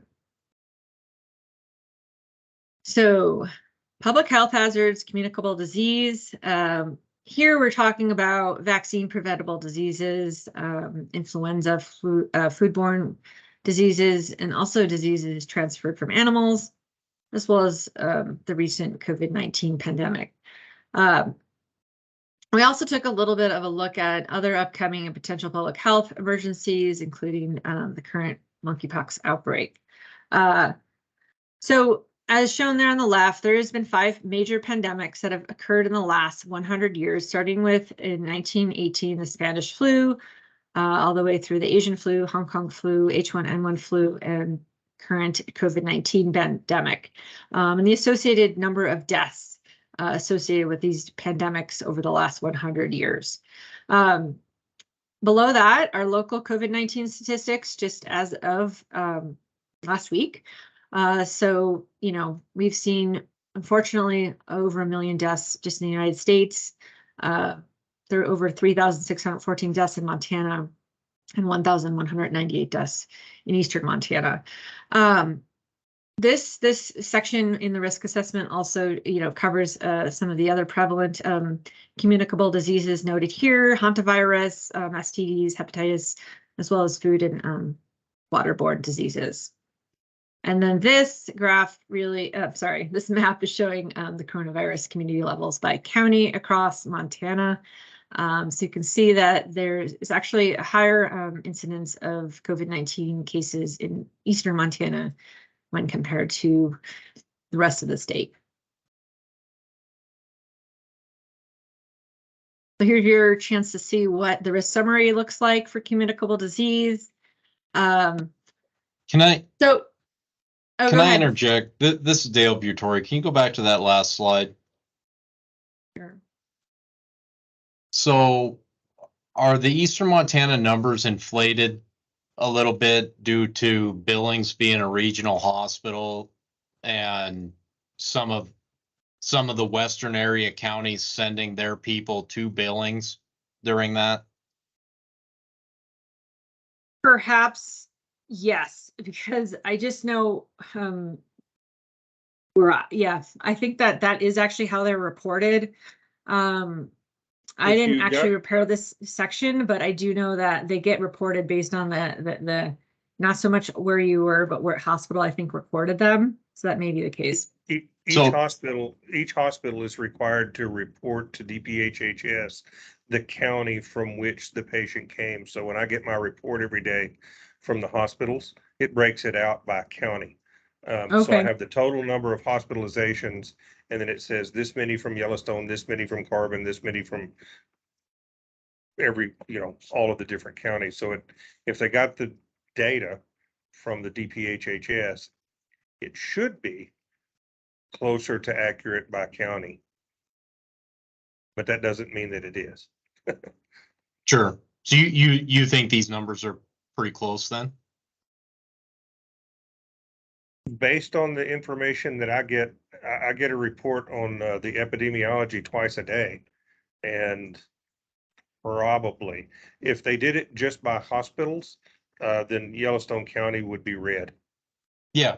Well, and that's what I was saying. I mean, we sent everybody from Fallon and Carter County. If we couldn't get them into Miles City, they were going to Billings. So Right. And that previous slide is probably showing as a percent of like a per capita. sure. Thank you.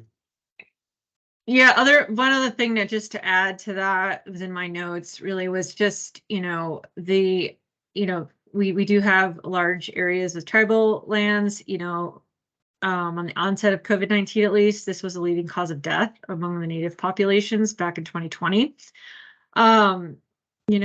They only make up about 7% of the state's population, but they accounted for much higher, 32% of the deaths and total cases in the state. So it's just another factor to take into account, some of the why it's ranked high in this previous slide, given some of the tribes in the eastern region. And also some of the data, tried to glean what, the health insurance rate was among the eastern region, that being lower than other parts of Montana. So, and then again, it's also taking into account, that those that actually, for cases that tested. So the extent did vary a little bit, as you saw on that previous map, which is shown here, from limited to significant to extensive for the extent.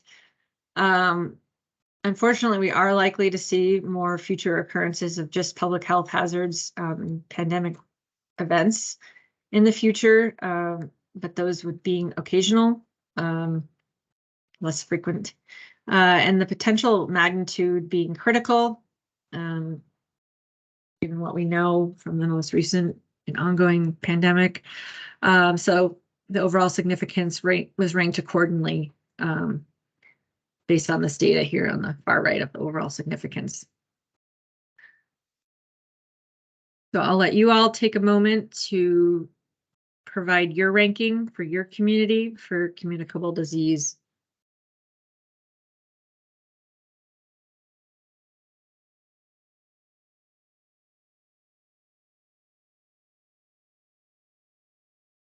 It's about high and medium. a few more human caused hazards here. So I'm going to try to get through these. The next here is transportation accidents or incidents. So this is going to look at all modes of transportation in eastern Montana that can directly threaten life and lead to property damages, injuries, or impact emergency services capabilities. This has the potential to occur throughout the region.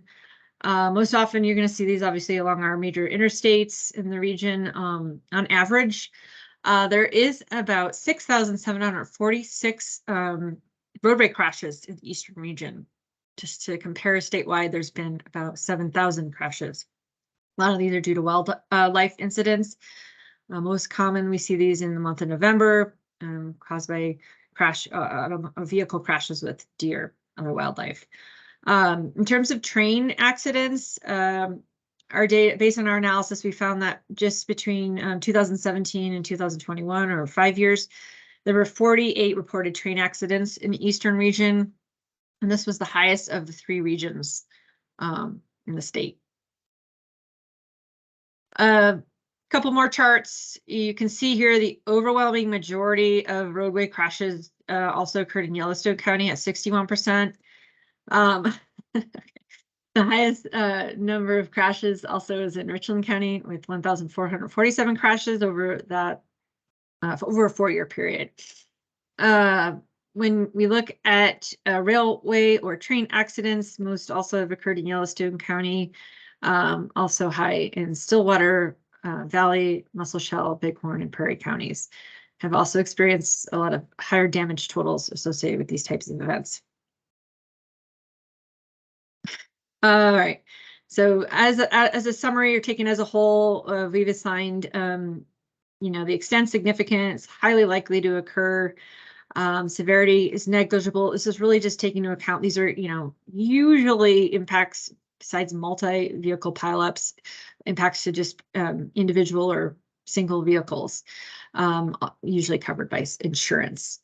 But there has been a significant losses from rail incidents in the millions of dollars in some of the counties. This is why it's a little bit variability here across the significance level. So what do you think the significance is of transportation in your jurisdiction?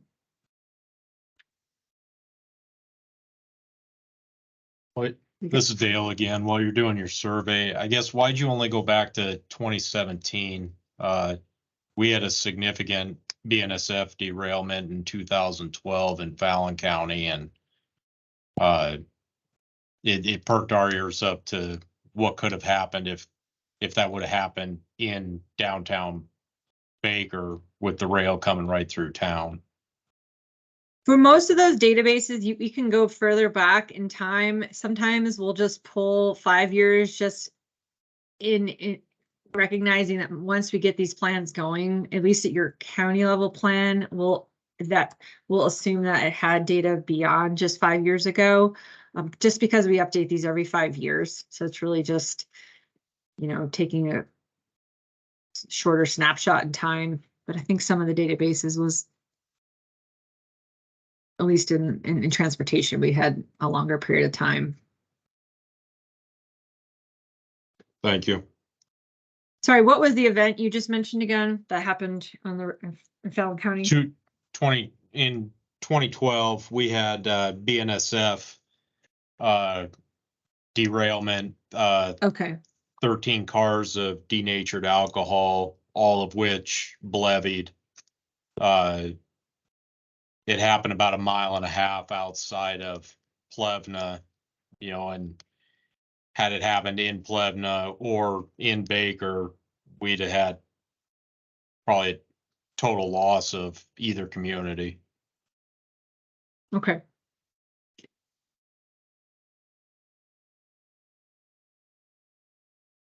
So next is hazardous material incidents. Our main sources of data for this hazard is through the National Response Center, or NRC. This tracks hazmat incidents back to 1991. Hazmat incidents are those that it can occur at a fixed facility or during transportation of materials. In the region, as you can see in this graph, for some reason in the 2000s was a generally higher rate of incidents. There has been a general decrease over time, but this tends to vary in the graph from year to year. Overall, in the past 32 years, the Eastern region has seen or reported 1,156 hazmat incidents. Just so as a comparison, it was 649 for the Western region during the same time frame. We can also look at incidents by type region-wide. So the greatest number of incidents we've seen is at fixed facilities, followed by pipeline and mobile incidents. Kind of just jump to the next one here. So, So would those fixed facilities be like refineries? Yes, yes. So this is showing incidents by county. I think if you must feel like we're picking on Yellowstone here, but it had the highest incident between 1990 and 2000. There was an average of 35 NRC reported incidents. And it wasn't just Yellowstone, there's also Bighorn counties had a greater number of hazardous material incidents and spills. And then if anyone has any other incidents you want to note, it's again, that wasn't noted here or didn't go back, goes back further in time that prompted your jurisdiction to rethink these hazards, please let us know in the chat. So, multiple hazard material incidents can happen each year in Eastern Montana. There's different degrees of effect based on the history of the past occurrences we noted. There is a high chance that we'll see more of these in any given year in the future. There's a handful of unfortunate impacts from injuries. Hospitalizations, fatalities, even in the example with the BNFF derailment, just this potential that if it was closer to a community, what could happen and how much of a severity, how high severity those types of impacts could have on more developed areas. So what do you think the significance of hazardous material incidents is for your jurisdiction? And again, this will help us align that previous hazard ranking table.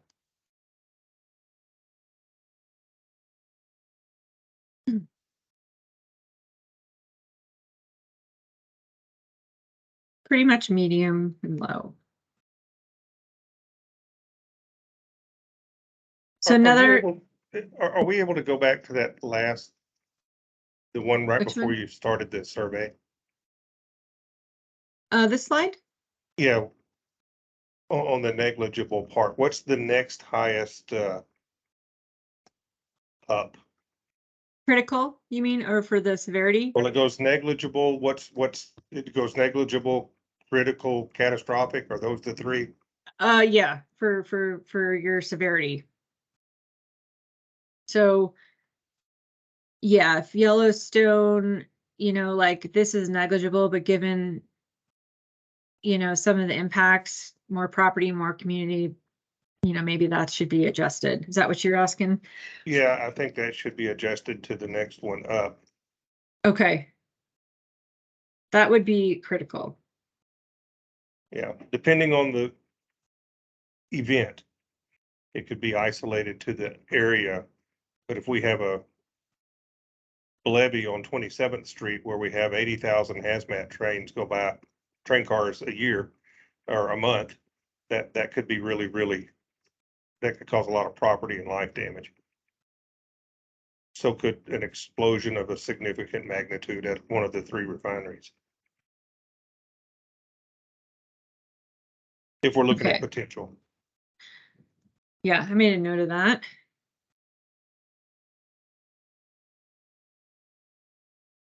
I don't know I know a WUI is the wildland urban interface. I don't know I guess it's a HUI. The hazmat urban interface is quite extensive here. Yeah. Hopefully there's not another acronym for that. So one of the other human caused hazards I want to move into is cyber attack. There are various types of cyber attacks that can happen, as shown here on the left, from data breaches to malware attacks to espionage to cyber terrorism. Most common we see with local governments has been ransomware attacks. as you can see with that list there, though, you know, various types of local government across the U.S. have been impacted in recent years. Some of those more noteworthy one have involved, obviously, the critical infrastructure, pipelines, and wastewater treatment plants, water treatment plants. But we also have Steve attacks on private companies, such as the Colonial Pipeline ransomware attack that happened in Texas in 2021. And some of these have had very far-reaching impacts on important lifelines, the oil pipeline in this case, that can further impact the communities where these lifelines serve. Cyber attacks can impact the Eastern region. The number of attacks seem to be growing rapidly, but it's difficult to predict with this one, the exact probability of future events. When a cyber attack does happen, we know it has the potential to cause economic impacts, as well as the failure of critical facilities, particularly communication and emergency response systems. In 2021, Montana ranked 49th state in these types of losses. That resulted in over 10 million in losses. It's also 48th in terms of comparison to other states, the number of victims. So if anyone has recent examples of how cyber attack may have impacted your community or a water or utility district, let us know in the chat.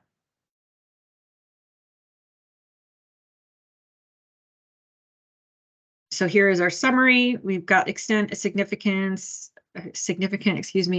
probability of future occurrences occasional, but critical if one of these types of attacks does occur. Again, most impacts are going to be associated with those that increase the magnitude and severity of power failures, blackouts, communication lines going down, inability of emergency responders to actually respond. The example there is the 9/11 attacks, and then obviously the loss of personal information, monetary losses, and unfortunately a lot of our elderly populations are those most vulnerable to these types of impacts. So what is the significance of cyber attack in your jurisdiction?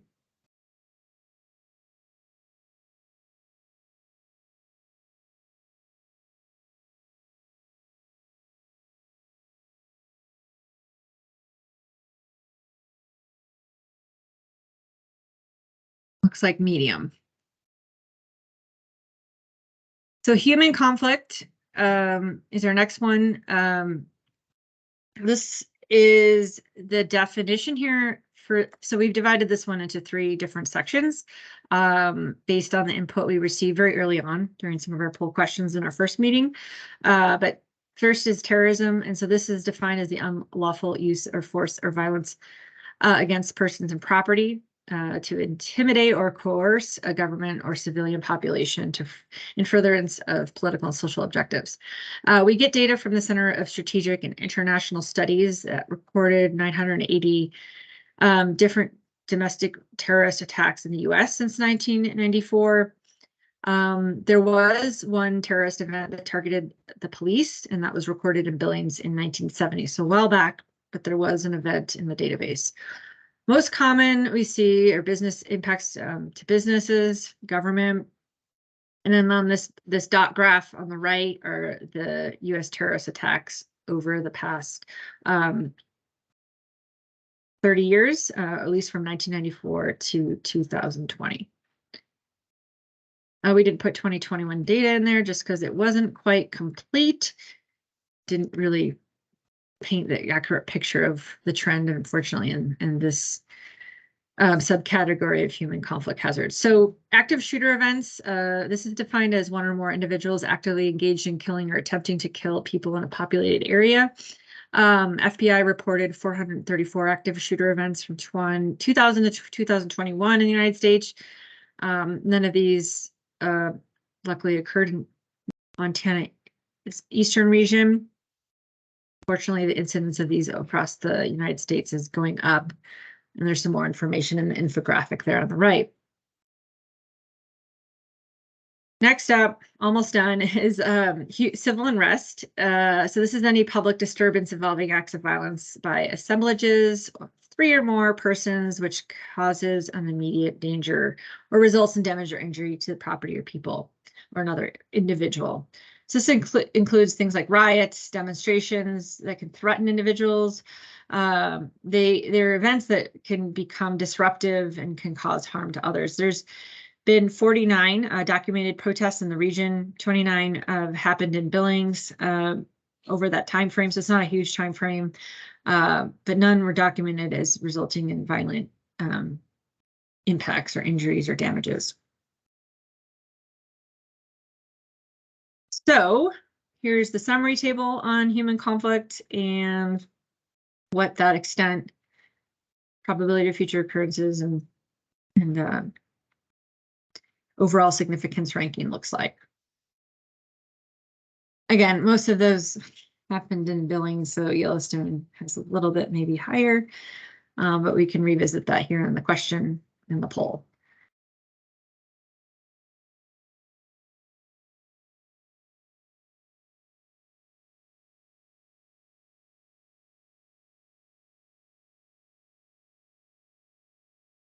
So medium for most of you for human conflict.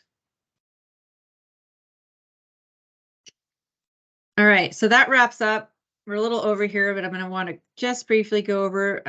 That wraps up the risk assessment findings. If you have any questions, we were almost done. I have one slide here really just kind of going over the preliminary public survey results. The public survey did close, so it does still say preliminary. We're just trying to go through in a little more detail. We decided to spend some more time in the interest of time today, focusing on the risk assessment. The survey results we'll get into in our next meeting on the mitigation strategy. But a couple of takeaways. Overall, we had the highest participation rate among the other regions in the state. Some jurisdictions with lower response rates. Again, you know, some of your communities may just not be used to these electronic public surveys, and that's fine. Some of those were Carter, the Crow Tribe, Macomb, Musselshell, Lebo. Main takeaways was we really want to look at how our findings align with what does the public have to say. And as you can see in this graph, the top ranked hazards are those shown with red, or more red in the bar graph, and those being drought, severe summer weather, severe winter weather, tornadoes and windstorms a little bit, and wildland and rangeland fire. Flooding was up there as well. And then on the bottom, it's a little harder to see, but some of the top ranked, or I'll just say the top 5 ranked hazard mitigation projects noted by your public or communities was electrical power resiliency projects, improving reliability of your utilities, public education projects, generators for critical facilities as backup, and then indoor-outdoor warning systems, as well as wildfire defensible space projects. So that was all the hazards again we profiled for the region. They're all shown here now. I'm going to these are just summary slides. As a reminder, you probably saw in the first presentation, if you could think back when we did this, we had divided the Eastern region into these 6 subregions. So the next several slides just provide the overall hazard rankings for those regions. Here we're just seeing Region 1. So this is just, Daniels, Fort Pack, Garfield, Roosevelt, Sheridan, and Valley counties. It's just helpful to see all the hazards ranked together for your county. So we did that for each of these regions, or excuse me, these subregions within the Eastern region of Montana. So here we have Carbon, Crow Tribe, and then Custer Prairie, Powder River, Lebo, and Yellowstone counties. And again, these are going to be finalized based on an iterative process, from the polls, public survey, your data collection guides, and then just internal revisions we can get from the state and our planning committees. So you're not final yet. Here's Carter, Dawson, Fallon, Macomb, Richland, and Lebo. So that was subregion 4. And these are the rankings for region 5. which consisted of Bighorn, the Northern Cheyenne Indian Reservation, Rosebud, and Treasure counties. Almost done. Region or subregion 6, which was Golden Valley, Musselshell, Stillwater, and Wheatland counties. A lot of information, a lot of tables, a lot of maps. Again, we'll provide all this in a handout so you can see all the slides in a paper format or a compiled PDF if you want to take a look at this again, and also share this with others within your department. So we're almost done, and I want to wrap up a little over like 6-7 minutes past the hour with next steps. So if you haven't, I think for the most part, Sherry, we've received all of the full data collection guides. I don't know if there were anything hanging out there on the abbreviated versions, but if you haven't, or if there's more information you want to add based on what you saw or listened to and see and viewed today, let us know. And we will take that data into consideration or amend the data collection guide. All of this information is really intended to inform our next meeting. So providing input to and forthcoming mitigation action worksheets that go through the status of where you are on mitigation actions that are in your county plans will be coming out, so we can kind of get an understanding of what all the mitigation actions are in your individual local plans. That will be coming out when it's available. So it's within the next month, probably after the new year. But with all the risk assessment information, this is really presented to get you all thinking of new ideas for mitigation projects and activities. Stay informed again from emails from Sherry and our team on upcoming meetings. Just so you know, the mitigation strategy meetings will be mostly in person across the Eastern region. And I'll show on the next slide, that's actually going to be more in May. And we'll get into the public survey results in a little bit more detail in those meetings. And then also when it's available, we do recommend or ask that you review the HIRA sections of your plan and then really look at areas when we submit the risk assessment draft that are highlighted. Those are just gaps that maybe we might be noting where we want more specific information from specific jurisdictions. So other tasks in the schedule. First thing here was our risk assessment meeting today. We'll be getting the draft that you can all review in hard copy or electronic form end of February, end of January, early February. And then we'll start planning out probably within our next monthly meeting when we're going to have a series of our mitigation strategy workshops, likely into April, May. Hopefully I got that right, Sherry, given what other events are going on around that time of the springtime. And in July in the summer is when we anticipate having the public review draft or a draft of the whole plan for Eastern Region available for comment. And then at the bottom there, you can see the end of next year in 2023 is when we're hoping to get the plan to FEMA for review. So with that wraps up the end of the presentation, and I thank you all for hanging on through what is our longest and most technical and map and information heavy part of the workshop series for the regional plans. So I appreciate your listening ears and patience. If you have any questions, feel free to reach out to myself. Again, I'm leading the Eastern Region Plan, and also Jeff is leading the whole effort from our team.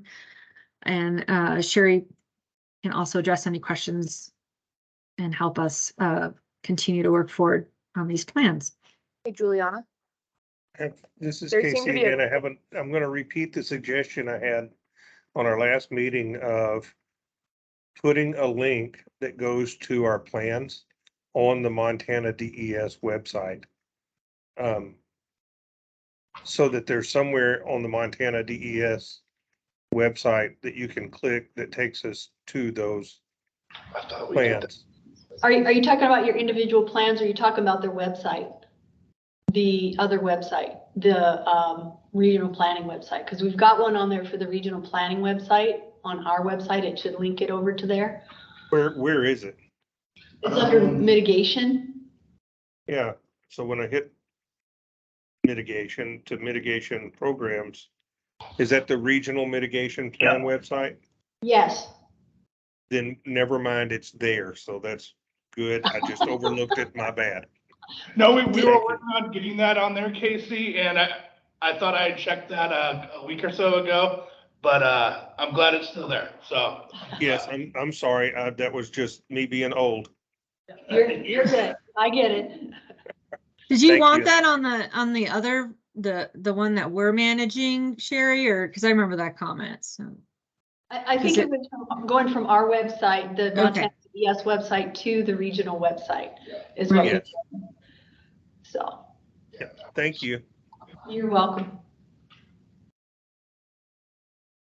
Someone else have a comment on the slides or? We'll be sending all the slides out once we get everything. It probably won't be till next week, or I don't know, sometime during the holidays when we can make that happen. And as far as the recording, that's going to be large, so we'll have to figure out how to share that with everybody. Maybe we'll put that on, Juliana, if we could put that on the regional site so people can download it. I don't know. We'll figure that out and let you know how we can get that out to everybody. Yeah, it was hard to get it up onto the web page for the other regions, or, you know, it's something that's easier to get through a file share site like the SharePoint. Okay. So we'll have to figure out what's best. Okay. Any other questions or comments? I think our next monthly meeting is, I want to say the 6th, sometime the first Wednesday or maybe the 3rd or 4th in January. So on that date, we can start talking about these in-person meetings that we'll probably have sometime around April, and see if we can get some communities who want to volunteer to host them. And we could start thinking about that and coordinating that on that next meeting. So otherwise, if there's nothing else, thank you very much. We appreciate your participation and showing up even in this winter weather. So thank you very much. Yeah, thanks, Sherry. Thanks, everyone, for listening. How do I? Thanks, Juliana.